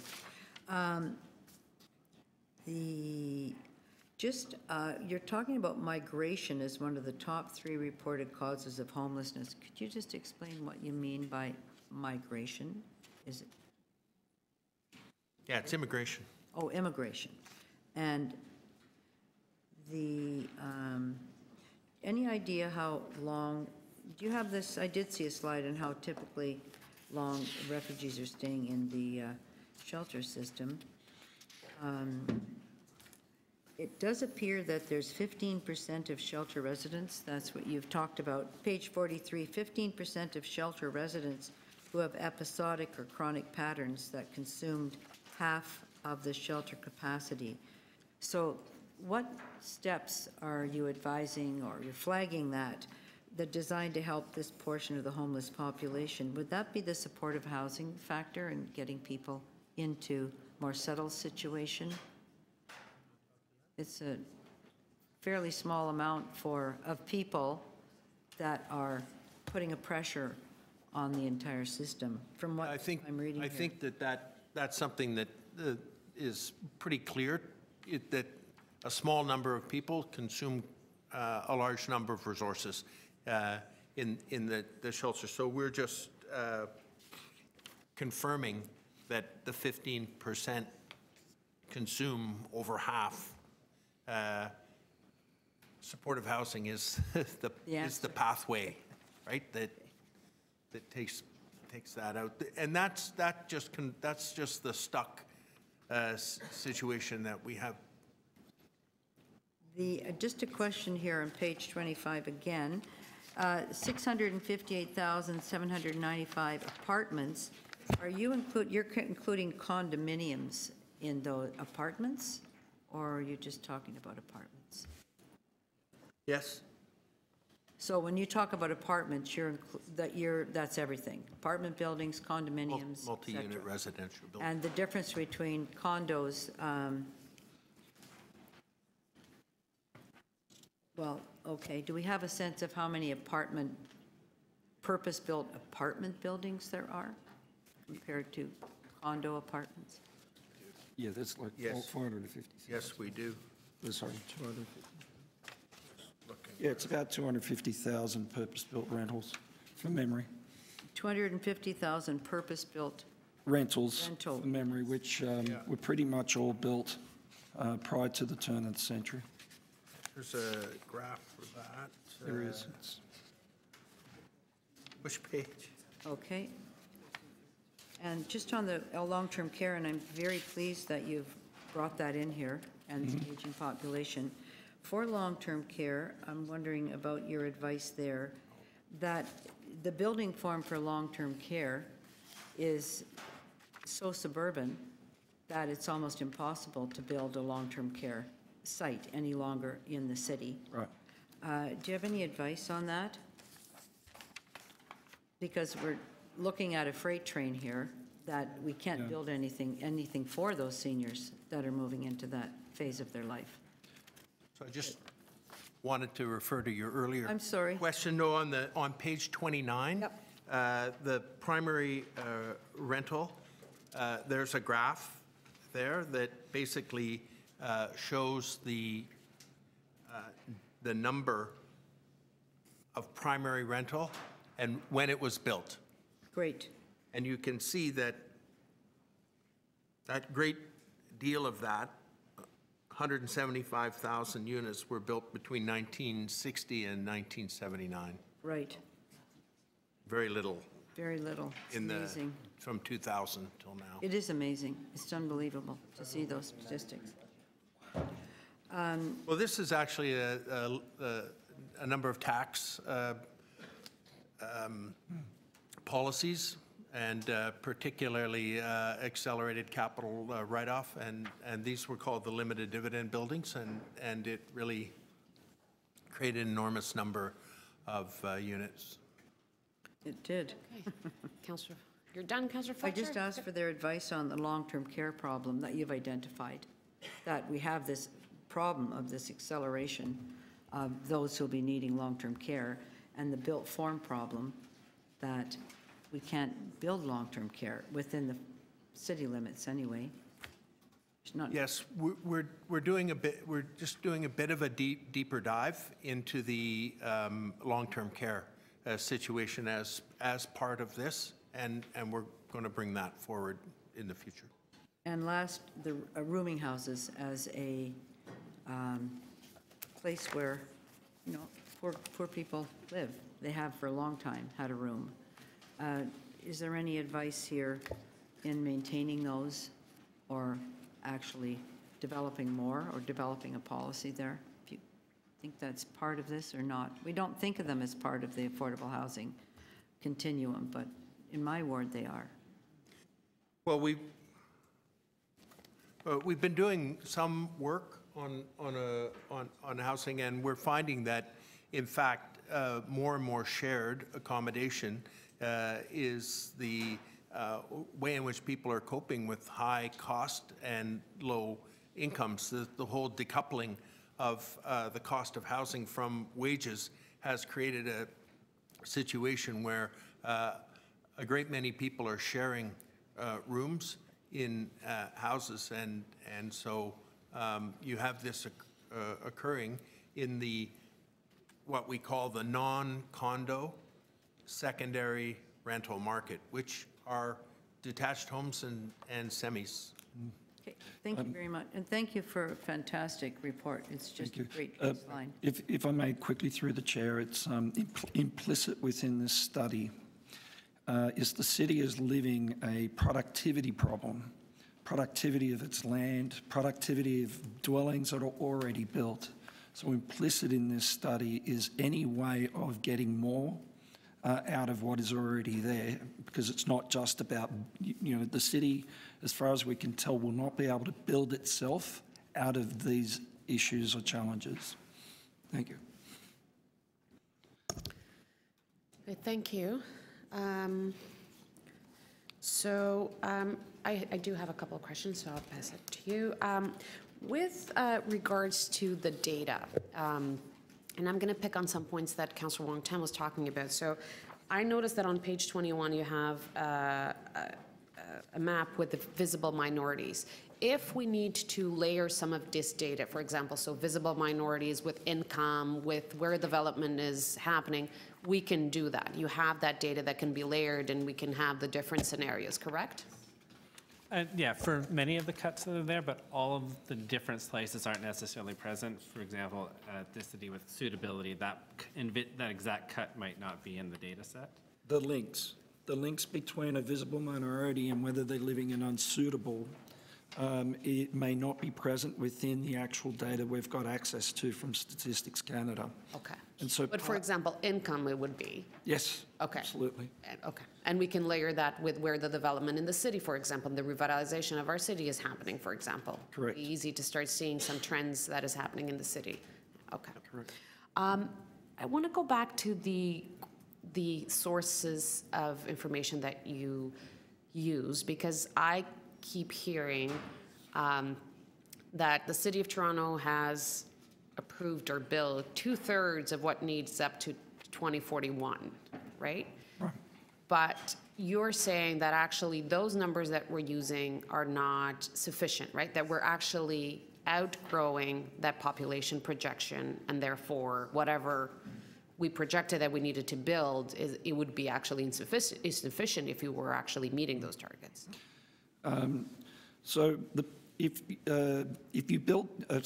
you look at current construction rates and what the city has been doing, the city is building more than what Places to Grow is suggesting it might build.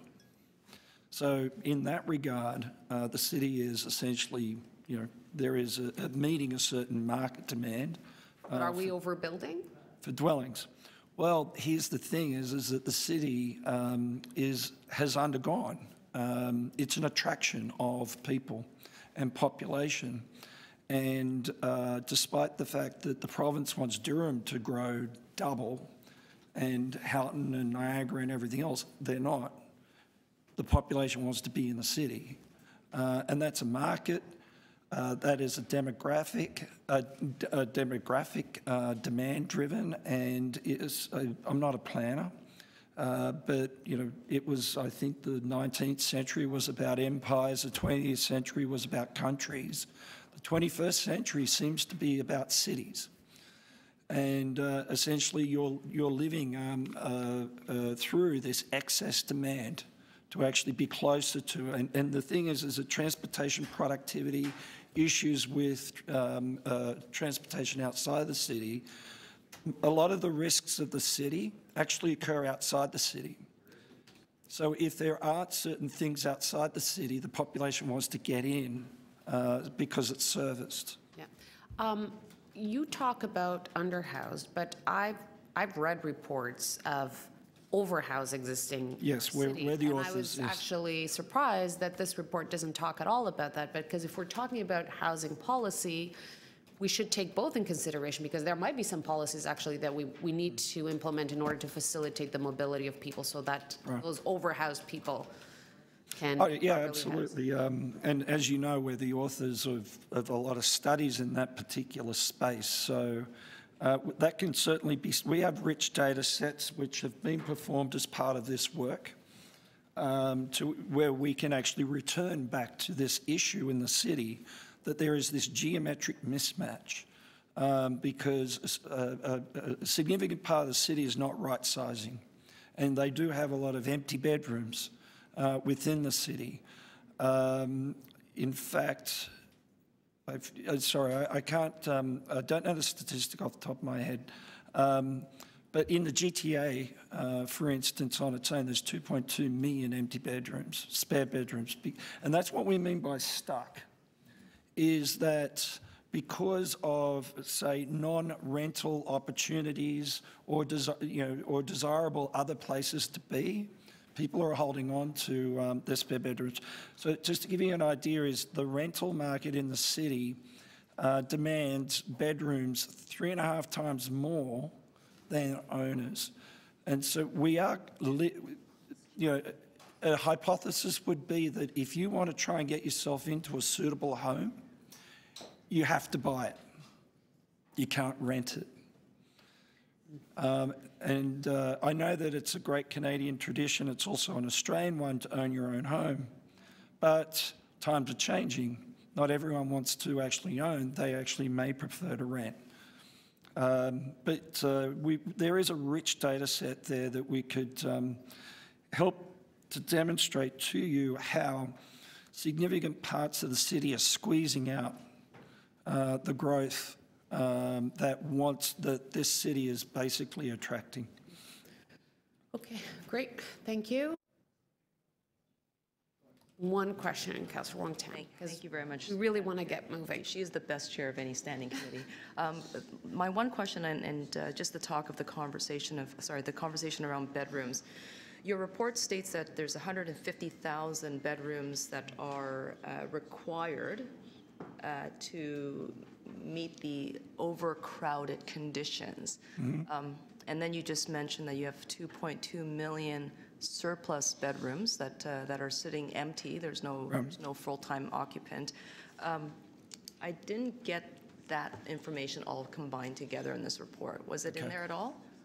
No, but it can be, we do have the information and we can create a supplement to the... So if it's just raw numbers, it's this and this, it's very difficult to say that.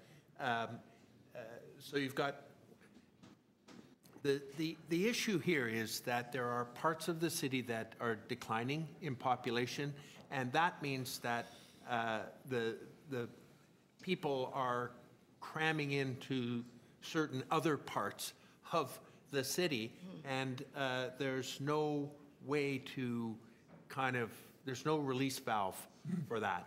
And so we get increasing numbers of people in unsuitable situations, unaffordable, all the kinds of things we're talking about. And there's a whole bunch of factors that don't allow for development, if you like, in large portions of the city. Only some of them are policy. Lots of others are just the market. And so that's the disconnect that we're seeing here. Am I correct to draw the conclusion that the $150,000 bedrooms that are needed to address the overcrowding issue, you're drawing that from the centralized wait list for the people who are underhoused? It's the unsuitable category that we're picking up the bedrooms required to remedy the measure of unsuitability that CMHC uses as its definition. So if you've got an adult and 2 children, they, by CMHC's measure, they need a certain number of bedrooms. We know people don't live in that situation, but that's the measure of unsuitability. So. Okay, thank you. Thank you. Thanks for the presentation.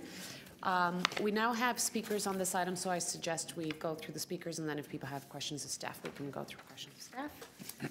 Great. And I'd like to ask Steve Mahar.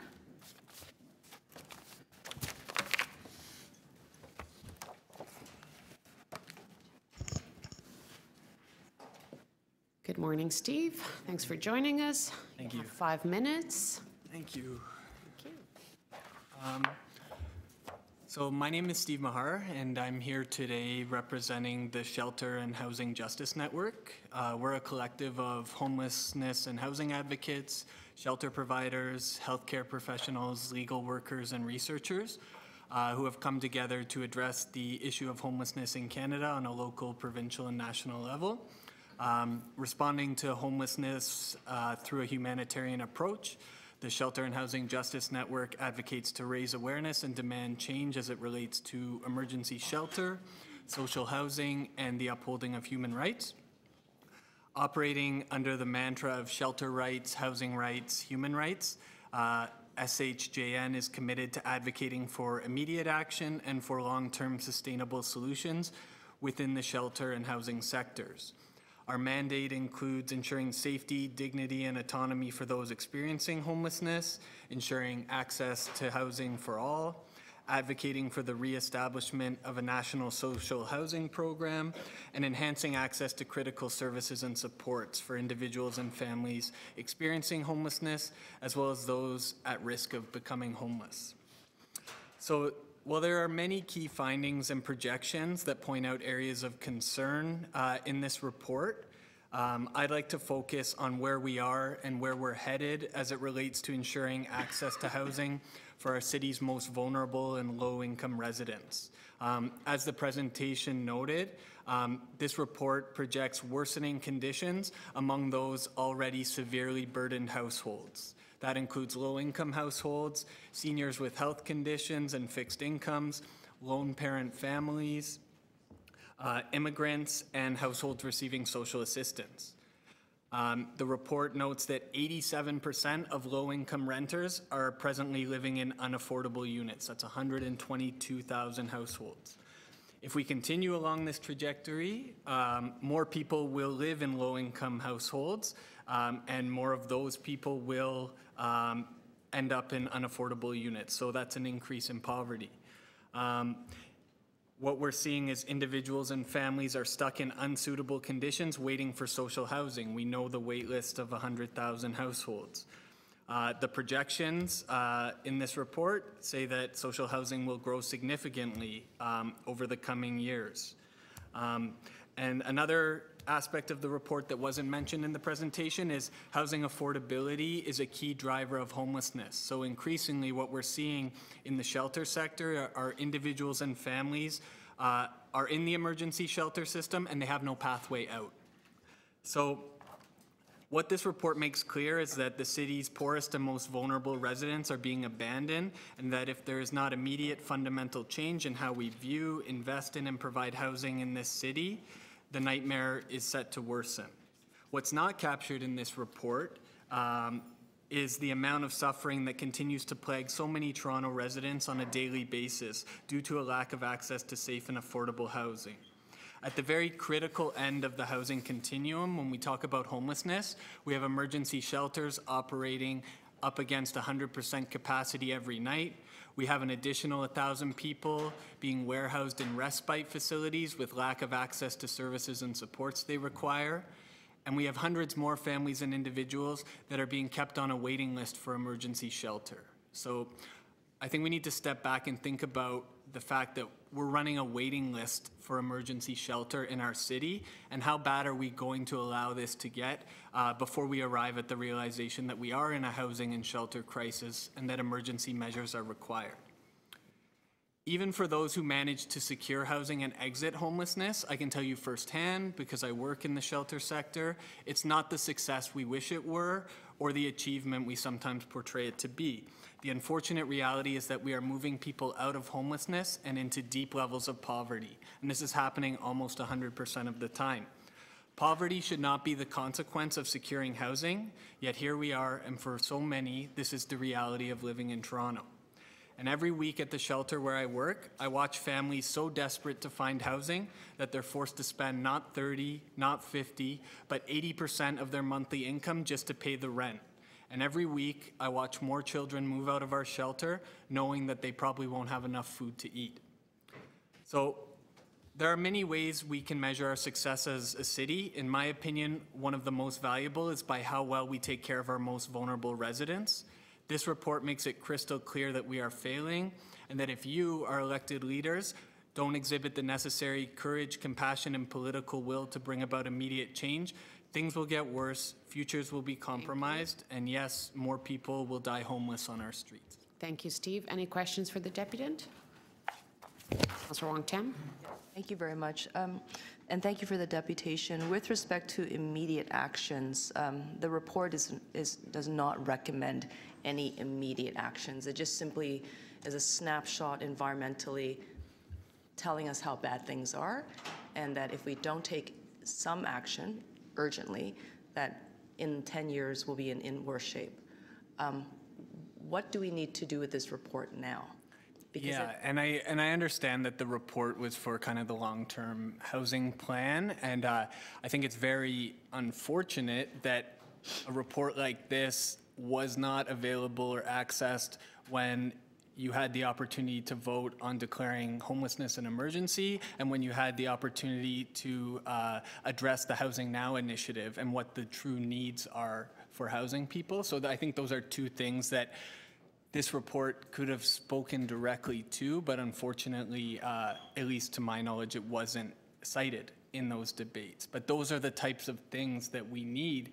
And, I think, when we talk about homelessness, and I know that there was a long debate about, whether it is an emergency, whether it fits the definition, what that will accomplish. But, we're not asking to declare homelessness an emergency to solve homelessness. That's not the purpose of declaring an emergency. The purpose is to ensure safety and to save lives while we get to work on the things we need to do to ensure access to housing for the most vulnerable and low income among us, because more and more people are falling into homelessness, and the people that we see in the shelter system falling in, they have no pathway out. So until we can build them pathways out and build the housing we need, which we know takes time, takes other levels of government coming to the table, we need to do everything we can at the city to keep our residents safe. And recognizing that this report is going to dive into the next phase of the housing plan for the City of Toronto, there is some opportunity for consultation. If the consultation is not broad enough, and I don't know if it is right now because we haven't seen it yet, but if it doesn't speak to the individuals such as yourselves and other service providers, or even the individuals who are most deeply impacted, and we come out with a report in November now that will most likely be addressed through the budget cycle, or perhaps not fully through the budget cycle, we're not sure. Are we going to get to where we need to go, which are long-term solutions, but also with immediate resolution to address some of the suffering that you've identified? No, and I mean, the reality is too, right, you're in a very difficult position now because we're talking about years and years of insufficient response to homelessness, and it's growing to a point now where we're in such a deep hole, right, that it's going to take fundamental and significant change into how we view access to housing and how we house the most vulnerable people in our city. So I think when you start talking about consultations, who you need to consult with, absolutely, you need to involve the people who are on the front lines, the people with lived experience, because they are the experts. They will direct you and inform you on where you need to go. And you as a city, I think, and I think this is a big thing, you as a city, when you get to the government level, you need to show the vision and the leadership to direct senior levels of government, right? Yes, we know that they have the funding and the dollars needed to make these big changes, but as a city, I think you're on the front lines of government, and you need to be the ones who are saying, this is where we want to go as a city when it comes to housing.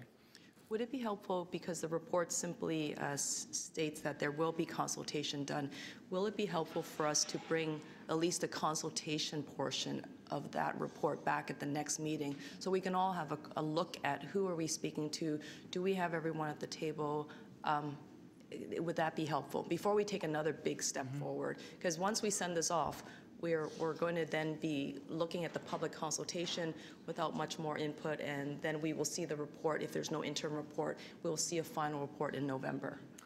Yeah, I mean, I think as long as the, you know, the consultation's not some token practice that you're just saying, oh, we did it, we consulted the community and we're going ahead anyway. But I think it would be very useful, and I think it might have been Councillor Bradford who asked, where along the housing continuum should we put our energy? Do we really need to focus our attention? I think that those consultations could be critical in determining that. Because like I said, the report, it shows areas of concern along the whole housing continuum, right? But I think in terms of where you invest, you need to speak to the community and figure out kind of where the greatest needs are. Okay, thank you. Thank you. Seeing no more questions, thank you, Steve, for joining us. Anna Kramer.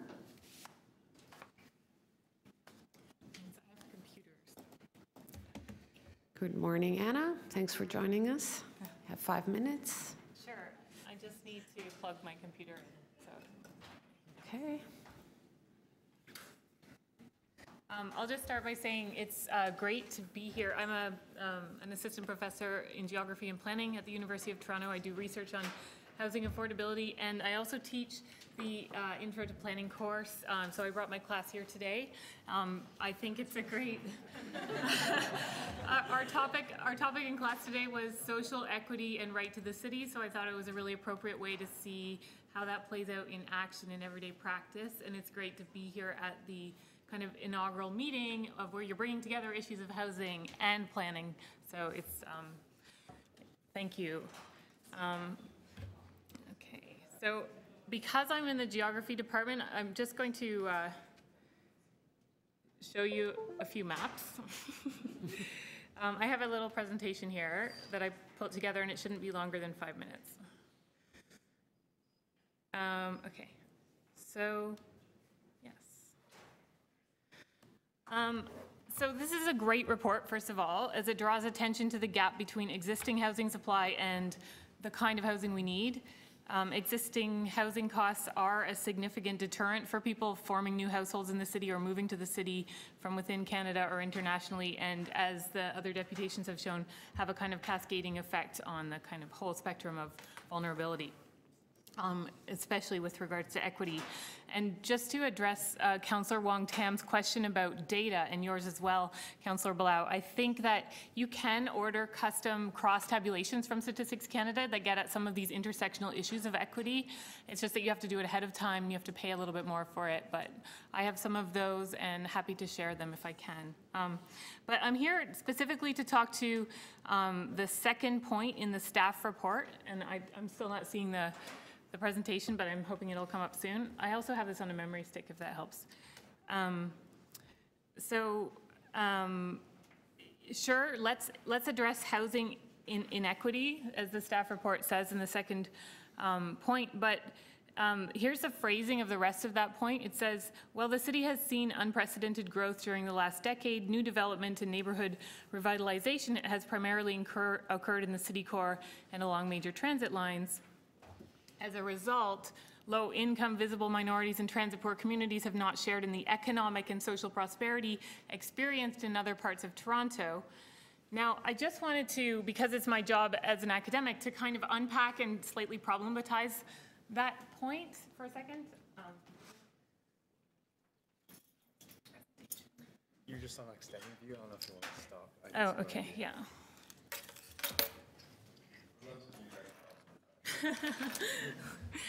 That's the fun of being an academic, right? So in a sec, you'll see the first map, which shows the current housing density in the city of Toronto, or residential density, I should say. Okay, great. Here we are. So, okay, thank you. So this is where people are currently. This is like the centroid of every dissemination area and the housing, the kind of like population density. So almost, I just wanted to also point out that, you know, it's very uneven, right? The density is very uneven. And even despite the fact that almost all neighborhoods are within walking distance to frequent transit, as you can see on the map, and all neighborhoods have social and community infrastructure like parks, libraries, and schools built in. Most of the growth through intensification has happened in a few specific growth centers. And if we look at the change in the number of dwellings by census tract over the last 15 years, we can also see that, so this would, if you see a loss of dwellings, it's probably due to like rooming houses being converted and that kind of thing, right? Because it just counts dwelling units, doesn't necessarily mean that houses have been destroyed. So we have residential development, and it has gone mainly in the downtown core and along the waterfront and along the Yonge subway line. And we know from the report that most of new units have been added in the form of high-rise condos. And I just, you know, as the report said, I don't know if the report actually emphasized this, but these patterns of intensification are largely shaped by the city's own official plan and related policy, which directs where additional housing is allowed and where it is not. And I think this is a point that's been touched on, but in the report it only showed a 5-year span, but this is a map of population loss in terms of density loss of people per hectare by dissemination area since 1970. So it gives a much longer term picture.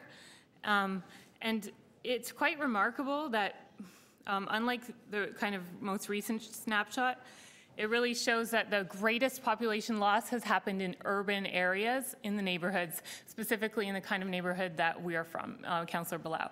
So, and you see that the kind of losses of density here are really high.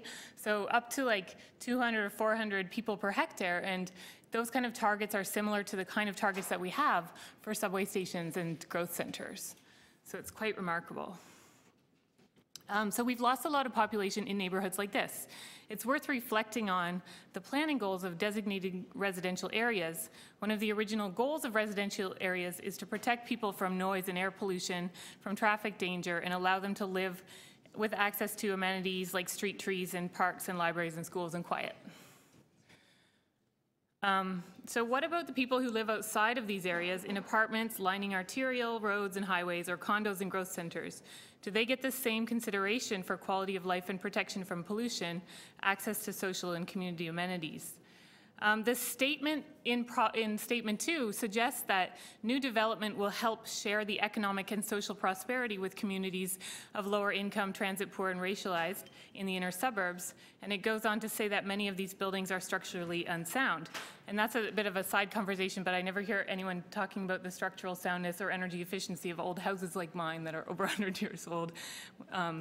So back to nodes and corridors. There are pockets of nodes and corridors that haven't yet seen as much development, it's true, but often those are the same pockets that have a lot of existing affordable housing. High-rise towers tend to be located along corridors and not in neighborhoods, and there are plans that the city is preparing right now for intensification in some of these places, including Mount Dennis, downtown East Side, and along Eglinton. I can't speak for them, but I do know that a number of community groups and residents groups in these areas are quite concerned about the impact of this development on their rents and the affordability of their neighborhoods.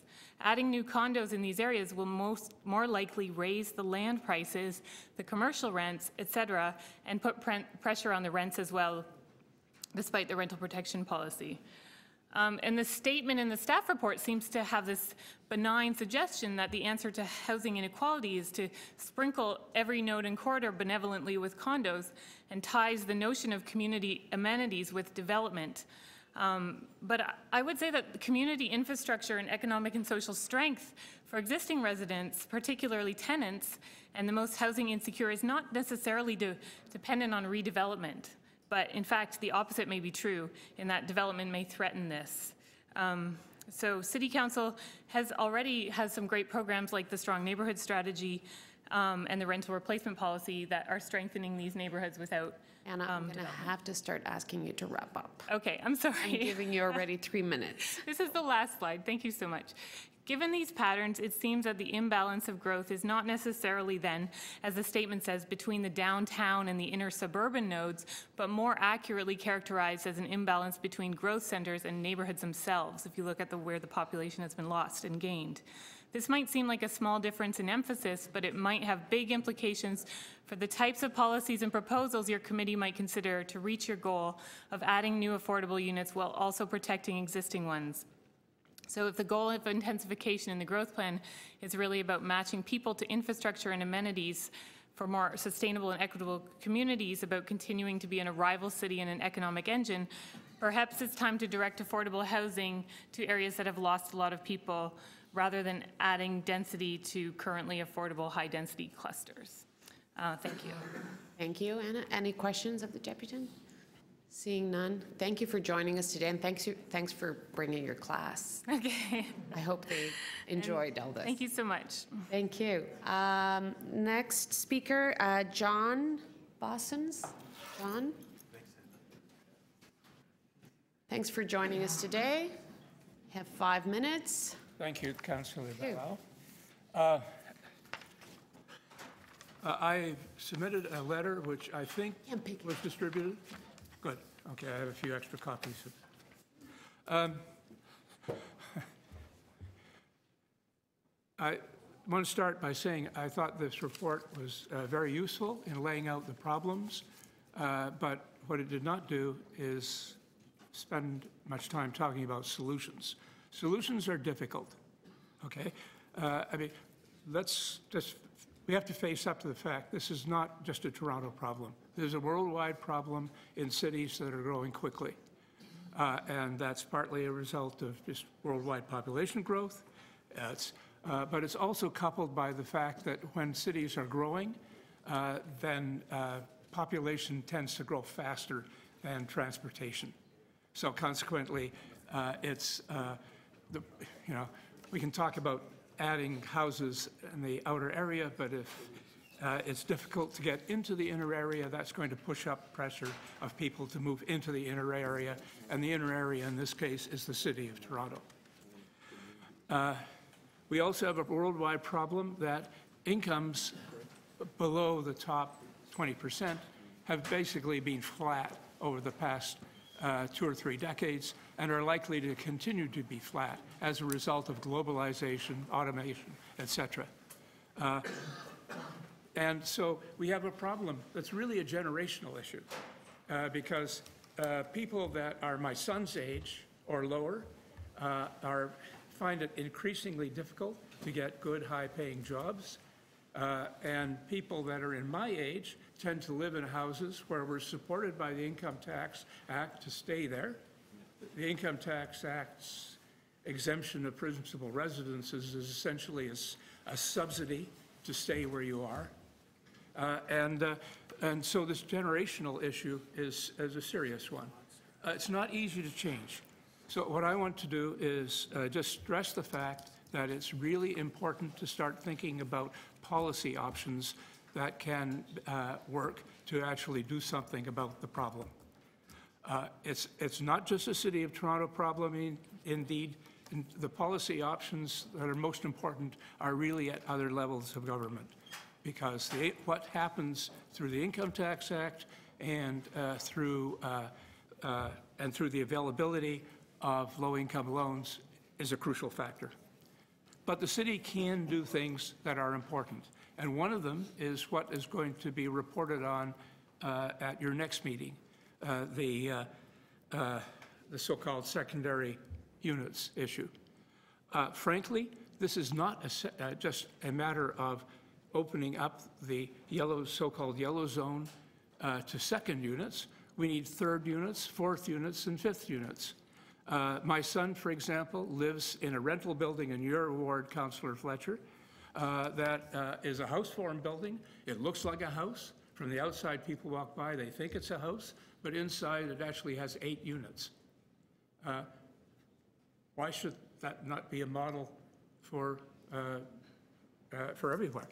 I mean, why should we regard the yellow zone, the so-called RD, RS, RT areas, as areas where they should be restricted to currently 1 or potentially 2 units? Why have a limit on the number of units? The fact of the matter is that in many older areas of the cities, the Annex, Summerhill, Rosedale, single-family housing coexists with 3 to 4 story apartment buildings. It coexists with house form buildings that have multiple units. There's absolutely no reason why that should not be the model for the entire city, not just the city that was built before the 1950s. We urgently need other policy issues, policy options to be examined. For example, the city can use the property tax to provide incentives for rental housing. The city can do things such as provide density bonuses for developments that provide rental units. The city can do things like relaxed parking requirements for rental units, which makes sense because, after all, most people, especially in the parts of Toronto that have access to reasonably good transit, they will tend to use transit, especially if they're low income, and so do not need the parking requirements that would be required by a high-income family. The point I want to emphasize is that this is a problem. It urgently needs policy options, and I hope that you will ask staff to report on all of this. Any questions of the deputy? Seeing none, thank you for joining us today. Questions of staff?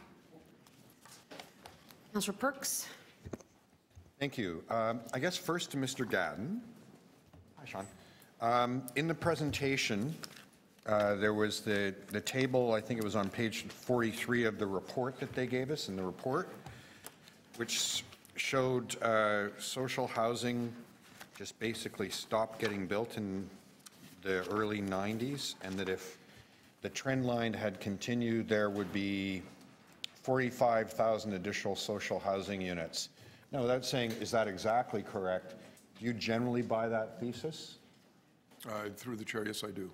Pardon me? Yes, I do. If housing continued to be built under a robust federal, provincial social housing regime, we would have those number of units. We'd have about somewhere, 45,000 is just a rough number. It might have been 30, it might have been 70, but in that order. Through the chair, if you look at what the volume was being produced in the 1980s, it would be based on that. Okay, thank you very much. To Mr. Lintern, let's talk Yellow Belt.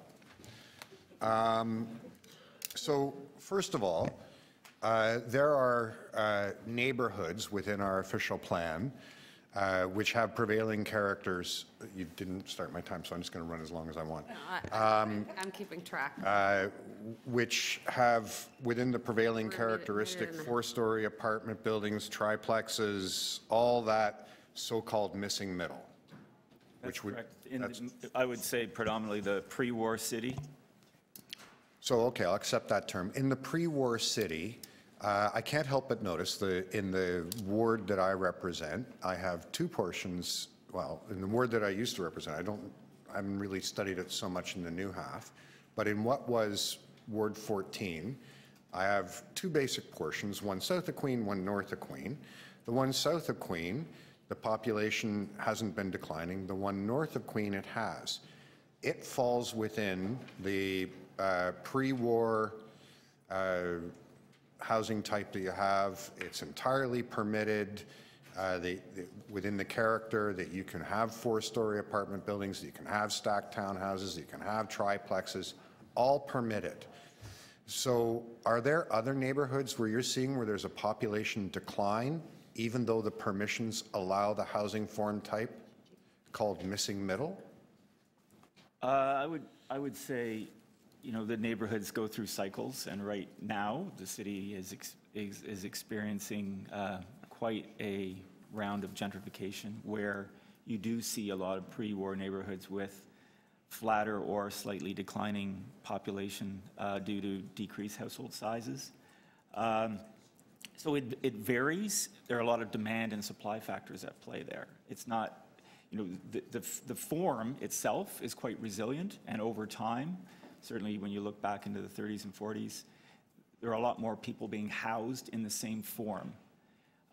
We've gone through a great period of deconversion where we've lost units, either units or rooming houses, where where possibly 8 or 10 people used to live, you have 2 or 3 people living now. So that effect in some of I'll say, our more popular, from a real estate point of view, our more popular neighborhoods, those populations have stabilized or declined. However, the OP strategy, the official plan that was referenced in the deputations, that's the urban structure of the city that this council and that we plan toward. And it directs growth to our main streets of those neighborhoods and to the centers.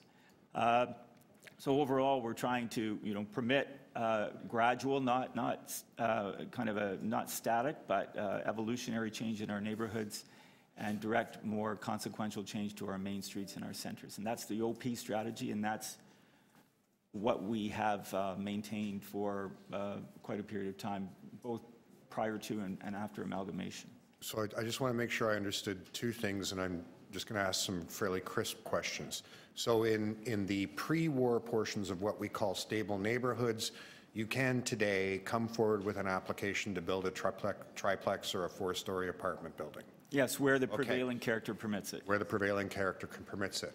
But what you're observing is that even though that is permitted, because of, I think you said because of demand and supply issues, population is decreasing in those neighborhoods. Yes. So it doesn't follow that just because we permit a certain building type, that will lead to more population densities in neighborhoods. Doesn't follow at all, does it, from the evidence available right now? I prefer to unpack the whole thing and come at it much more incrementally. The types of issues that are being raised today, and my advice would be to unpack it and go at all of the various demand and supply factors. So for example, we can tweak permissions. We can put in laneway suites and second suites. That gets at some of this stuff. We can make it, we can pre-zone on our main streets to make it easier to do mid-rise housing.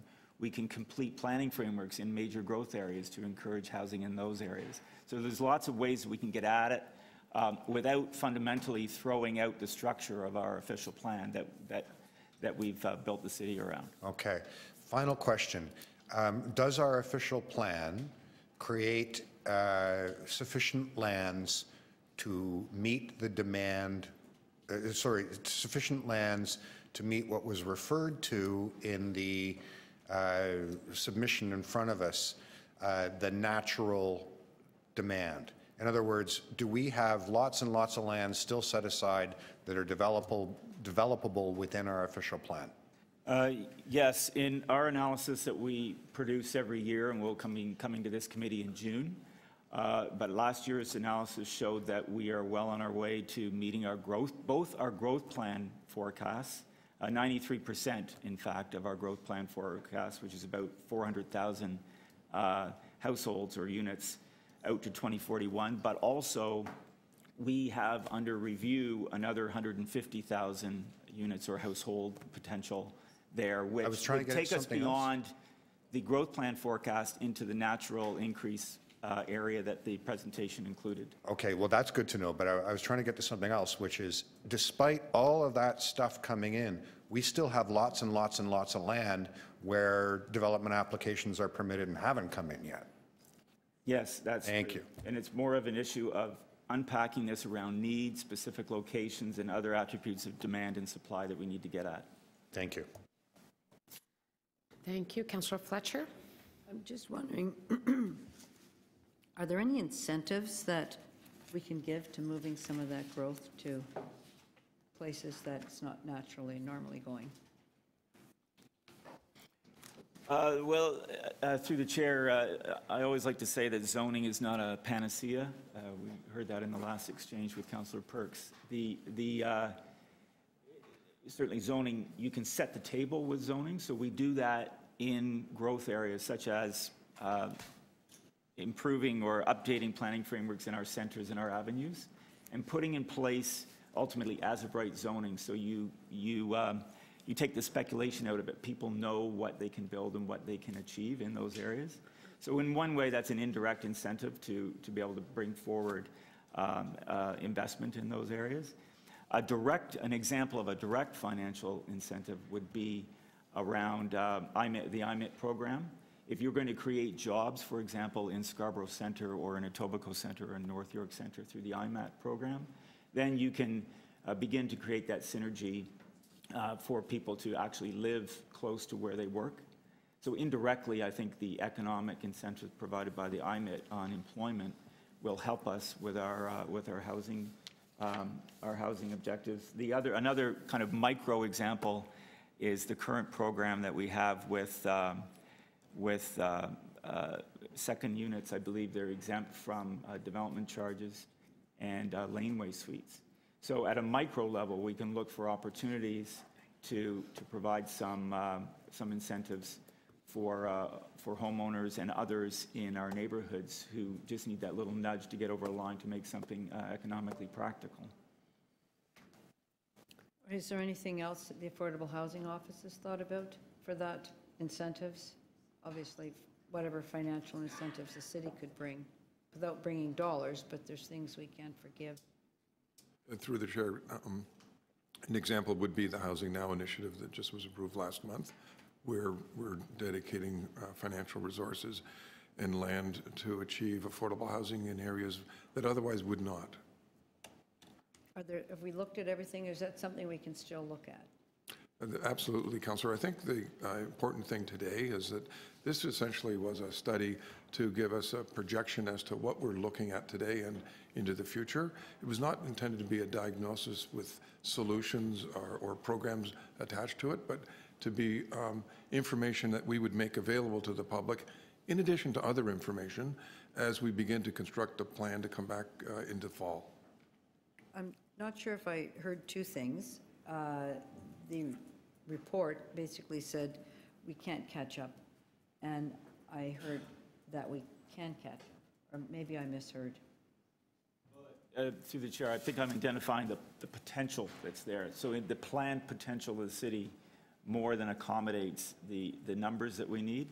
But when you unpack it, you get at all the issues that were in the presentation and others have raised around the specific areas that we need to emphasize to really make that potential come to life. I think that's how we need to focus. Find all the ways to unlock that potential. That's a good way of putting it. Perhaps ones we actually haven't considered yet that might be quite radical in order to push growth to certain places, get more rental, such as Housing Now, but there are probably some other levers that we could bring I think that's an excellent way of putting it. Yeah. Well, Councillor, if I hear your question, the city is going to grow. There's really, and this study demonstrates it's going to happen, but it does say, though, at the same time, that if you essentially using existing policies, we're going to have a lot more deeper need across the whole spectrum of need. And that's one of the issues we got to come back with in the fall and say to you, even though you're growing, we're leaving too many people behind. And this page 29, which has the super build from 1960 to 1979, where 175,000 apartments were built. That was called a limited dividend building program. Can you describe that quickly? And is there any, I mean, obviously very attractive, considering that we've not got anywhere near that number of rental units. So what was particular about that? And has there ever been any thinking from any, obviously we didn't do that, to stimulate that type of rental building again? Councillor, through the chair, I'd be happy to get you more information about the limited dividend program. It was a small national program led by CMHC, where there was a limited dividend provided to investors who were investing in purpose-built rental housing. But sure paid off. Well, I can get you the numbers. These don't represent all of the limited dividend buildings. There were other buildings that were occurring outside of that program as well. Okay, that would be good. Thank you. Would you just comment on Mr. Boston's? Do you remember what he said at the end about, can we add a few other things in? He wanted to know. No, that was too long ago. Okay. Well, just in general, the capacity of our residential fabric to evolve over time is there, without throwing out the prevailing character and the form that people enjoy in our neighborhoods. So whatever we can do to accommodate that evolution, I think we can focus on. Certainly the zoning in our older neighborhoods is quite permissive, much more permissive. In other areas of the city, it could be something that we could look at where over time, and we're not talking about flipping a switch on anyone, but over time, having a conversation about how we look at that land resource in those communities and think about what those neighborhoods are going to be about in 40 or 60 years is something that we should definitely put our minds to. Great. Thank you very much. Thank you. Councillor Bradford? Thank you. Through the chair, we heard Paul's comments about the regional aspects of our housing system. The province just released terms of reference for the TTC upload, and that has us kind of thinking, what work are we doing as a city to, or as other municipalities in the area, coordinate on the housing front? And I guess is the province going to help us have a good regional governance approach in that sense? But are we coordinating with other municipalities with respect to housing? Through the chair, Councillor, absolutely. The city manager actually undertook an initiative starting back in December of working with other regional municipalities to create, if you will, a common agenda on the various housing issues that we're facing. And so, yes, there's a tremendous amount of cooperation going on. Are we having like monthly meetings on that or semi-annually? Are we lining up our projections and where the growth is going? There was an initial number of meetings, and we're working to put a paper together that will describe the situation. Interestingly enough, as you would know, people don't decide to live in Toronto. They live within the region and they commute within the region. And so we are very interested in what is the housing snapshot across the overall region, because that essentially is the housing market. It just doesn't end at Steeles Avenue. So I'm expecting in the next number of months that we could come back to you and report to you on what kind of progress we're making on a regional approach with the other regions. So that regional report's coming back this year?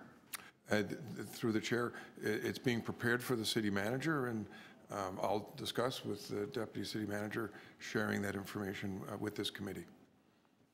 Great, thanks very much. Councillor Wong-Tam?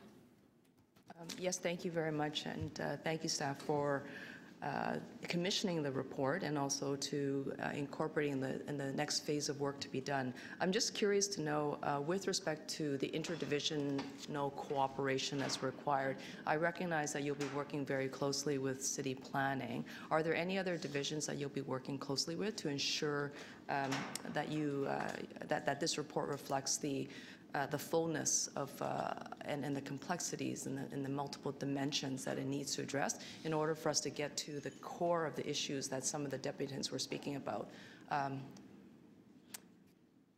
beyond planning? Thank you very much for the question, and through the chair, the deputy city manager essentially has an interdivisional table that would include, I would suggest, probably 12 different divisions right across the spectrum. So while we have been essentially standing in to commission this work, the work is being done at a very high corporate level with all of the different divisions. Thank you. And is People, Equity, and Human Rights Division at the table? We have had representation with the Social Development and Finance.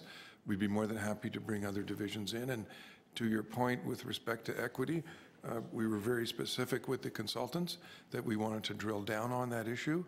And as well, it will be a feature of the consultations that we're going to be rolling out. Okay, thank you very much. And with respect to, I guess, the consultation, and we'll just jump there. The consultation plan, do you have a sketch of an idea of what that looks like? Do you have a timeline? How close are you to drawing a conclusion on over the next 9-10 months, this is what we'd like to do with respect to the public-facing consultation or stakeholder groups? Through the chair, thank you for the question, Councillor. In July of 2018, City Council approved a directions report that gave us directions with respect to how to go forward with the consultations. And we expect to be consulting between March, April, May, and June, and then over the summer doing the analysis and coming back in the fall. Has anything changed from that consultation plan? From the one that was, because that would have just been loose direction. Have there been any modifications? Is it too late to influence it, or is there still room? So through the chair, absolutely, there's always room. We're looking for this to be as robust as possible within the resources that we have available. And we'd be open to suggestions that any councillors might have with respect to the plan. Our intention, and we were meeting with, as an example, our resilience office, and they had reached somewhere in the range of about 7,000 to 10,000 Torontonians. We'd like to try to reach the same number. So we also have a particular component in it that will provide a small grant to organizations that are working with vulnerable groups and individuals, where they can go out and hold their own consultations, and we will provide a small grant to assist them in doing that themselves. Okay, that's fantastic. And then finally, the picture that the analysis report paints is quite stark, although I don't think it's anything that anyone who's paying closely attention to the crisis on the ground, and especially not for those who are living with experience, it's certainly not a surprise to them. But as noted by the consultant's report, and I think even in the conversations that come out of this committee and on the floor of council, oftentimes we talk about needing provincial and federal participation. Has this report gone to them in any way? I mean, it's made public, but has it been forwarded? And will that be helpful? Through the chair, one of the recommendations in the report is to forward it to them, but we have had informal conversations. That's the staff report I'm speaking of specifically, but we have had informal conversations with both the provincial and federal governments. They're very interested in this research, particularly as it relates to forecasting forward and being able to meet the demand needs relative to the population. Oh, okay. Oh, thank you very much. I missed that part about forwarding the report, so that's great. And their interest in meeting the demand needs, how would that be expressed, and how can we see that interest? Like, what would it look like in terms of actions, and where will be the follow-up? Like, how do we follow that process? Was your last question, Councillor? Thank you. Through the chair, basically through programs. So we're having expectations with respect to the 2019 federal and provincial budgets. We have certain intergovernmental requests that have already been made to the federal and provincial governments for their budgets. But we're also looking at how we able to deliver what might be provincial or federal housing priorities on the ground. And as Councillor Fletcher had mentioned earlier, it's a very significant challenge in Toronto developing long-term care, where land prices basically are tracking, condominium prices. And as a result, while we have programs that are national or provincial in level, it's very challenging in a very overheated market like Toronto to actually even deliver on those programs. Thank you. And I do have a couple of questions to the Chief Planner. How many units have we approved, and how do we have in the pipeline approved, and how many have we actually built? The report that we produced last June, and that we'll update this year, from 2001, so we're looking at the period from 2001, 226,000 units built between 2001 and 2017, and then an additional 144,000 approved but not yet built. So that's when I say 93% of the growth plan forecast from 2001 out to 2041. I'm adding those two numbers up. We built a lot of them, and we have approved and not yet built another percentage. So are we going to be looking at reasons why these things are not going to be built, are not being built? Well, I mean, if supply is an issue, like why aren't we building some of these? That's exactly why I gravitated to Councillor Fletcher's headline around unlocking the potential, because that's the potential. A lot of it's already built. Why aren't those 144,000 approved and not yet built units being built? Supply and demand factors. I think that's what my answer would be, and how you unpack that and where the city can play a role in influencing that. Whether, we don't play a role in interest rates, for example. Land availability, well, we're playing a role there by opening up development on our own land. The locational attributes. We may have an approved density where there is no market for that housing, for example. How can we provide an incentive in that location? I would suggest building transit to that location would begin to unlock the potential in a lot of those locations. So on and on, the influence that we can have overall on various demand and supply factors is where I would put our emphasis. And importantly, on the continuum, looking at areas where we have to directly intervene because the market just isn't playing a role in that part of the continuum. Okay, great. To the Affordable Housing Office. So we are coming to an end of a 10-year plan, and this is the beginning of the discussion for the 2020-2030, so the next 10-year plan. Is that correct? That's correct. And can you go a little bit more into the consultation? Because I know that there has been given some direction already to the office to, for example, consult with Indigenous communities. There's already some set targets with frontline staff, for example. Like there's a group of stakeholders already that have been identified. Can you remind us again? Just. Thank you for the question. The July report identified a range of equity-seeking groups that will be involved in the consultations. There will be a advisory committee struck in the next couple of weeks that will include persons with lived experience as by way of example. There will be meetings in all of the community council districts as well. There will be particular sector meetings with groups across the housing continuum. And we're also going to prepare a counselor kit so that the counselors can be involved themselves in hosting meetings or being able to be part of the consultation process as well. In addition to that, there'll be outreach with other levels of government, and as well, I had mentioned the fund to assist groups to participate in the process. There'll be a dedicated phone line, there is already now a dedicated email address, and as I'd indicated, we are looking to reach between 7,000 to 10,000 individuals and organizations.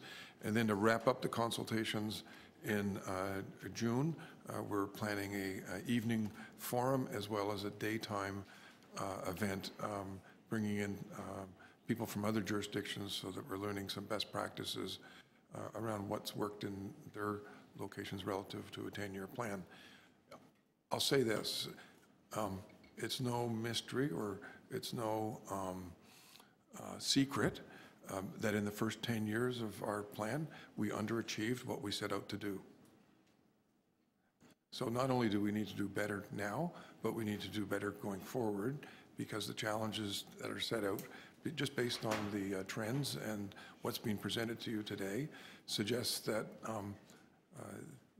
to reverse this, we need to take stronger and more concrete action than what we've been taking so far.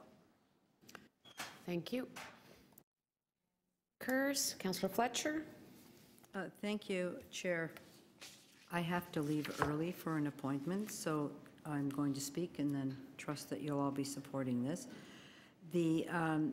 I think this was a great way to start this meeting and basically start our committee, because there's never been a comprehensive overview of where we sit with housing and some of the challenges that we have.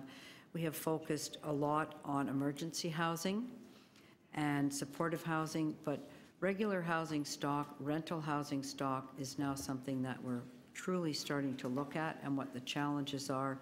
And I think we'll be talking about unlocking the potential, what we need to have, what incentives are available, noting that with the 11 properties that the city will put out, we are going to be taking great strides in that way.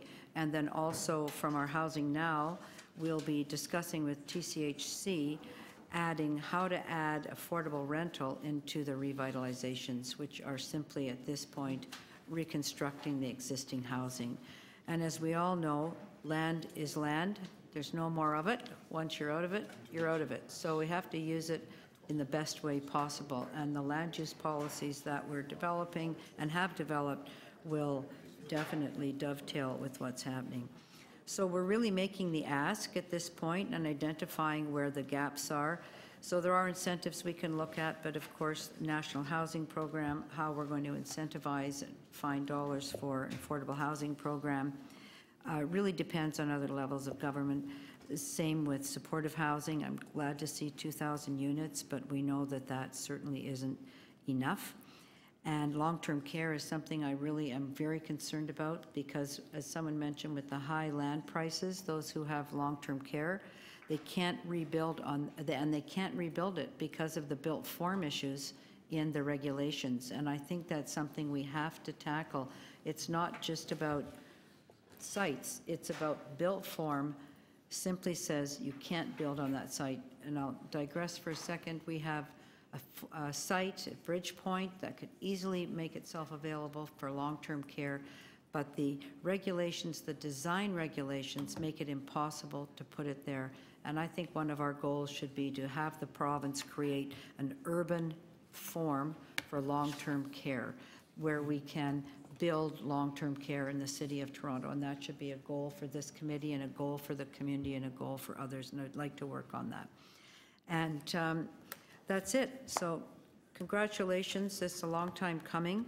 It puts housing on the continuum with shelters, supportive, long-term care, rooming houses, which are completely under our control for licensing, et cetera, and zoning, and then adding in the challenge of building new affordable rental housing and making sure that we're using the land that we have and that we have stewardship over and that we also have zoning control over to the best of our ability. Thank you.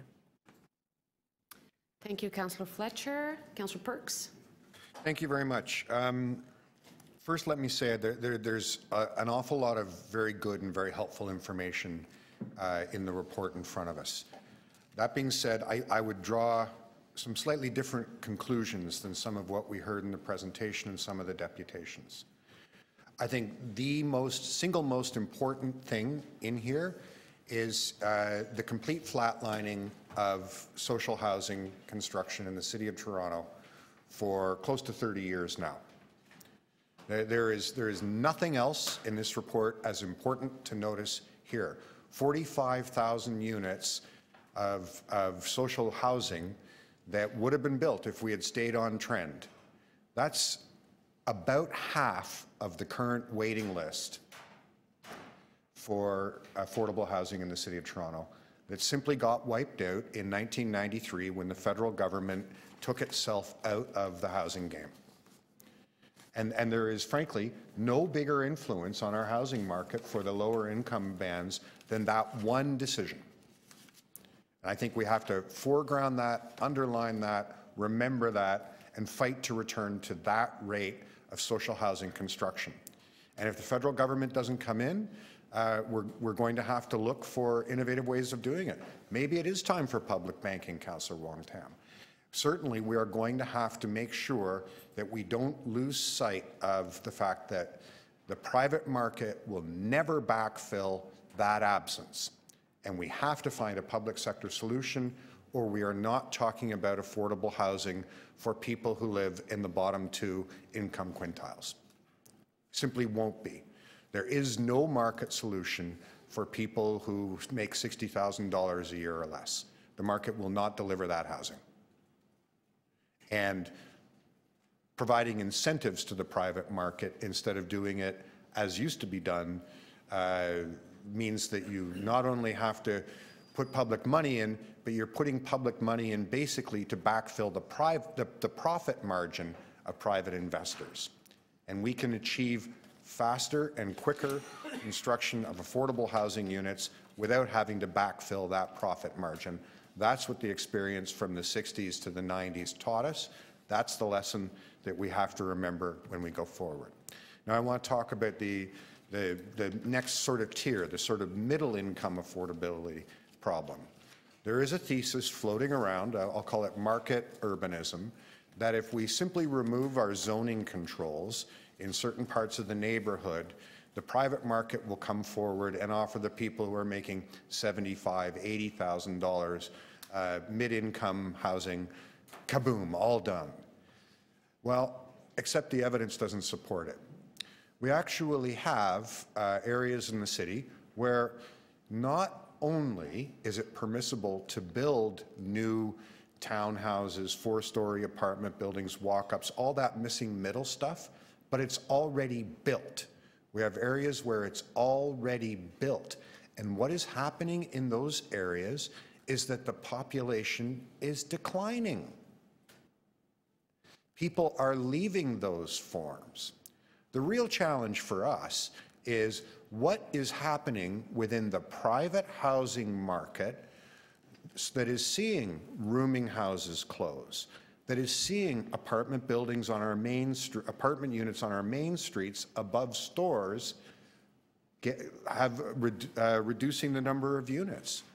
What is happening, and I think that frankly what's happening, is the market is pricing out the middle. It's not a matter of our zoning bylaws failing to create opportunities for the middle.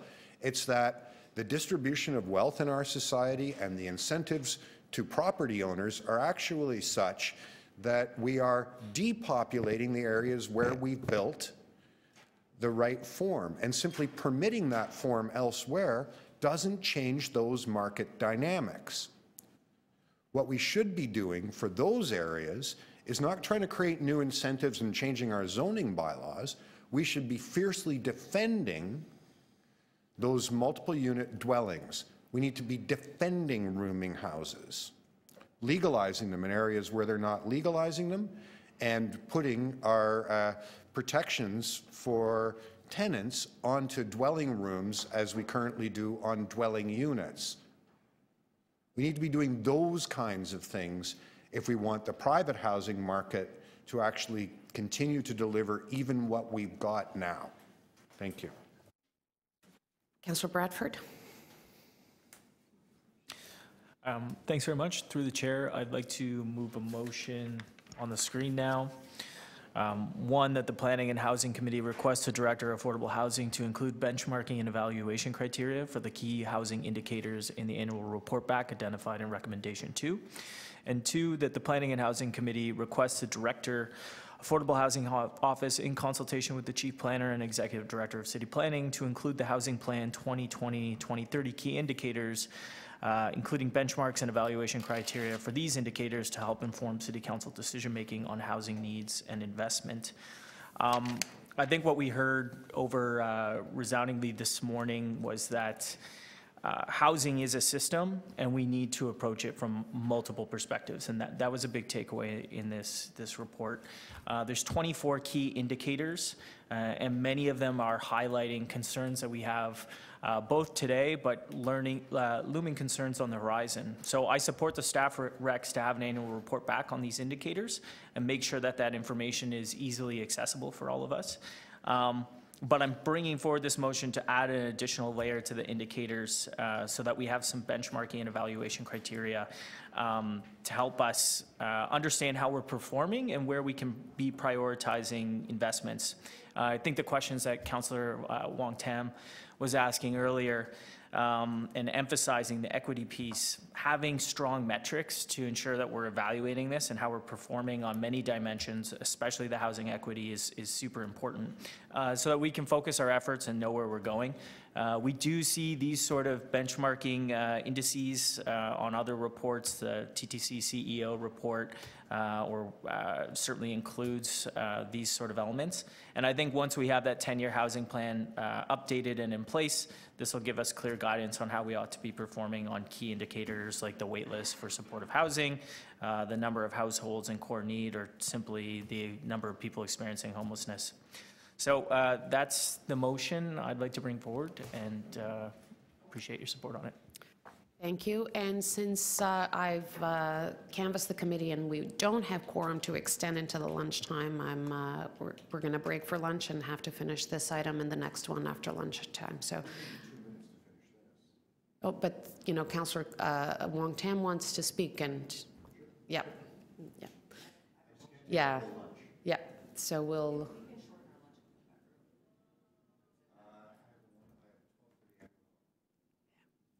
So if I could ask just everybody to be here at 1:30 sharp, so that we can.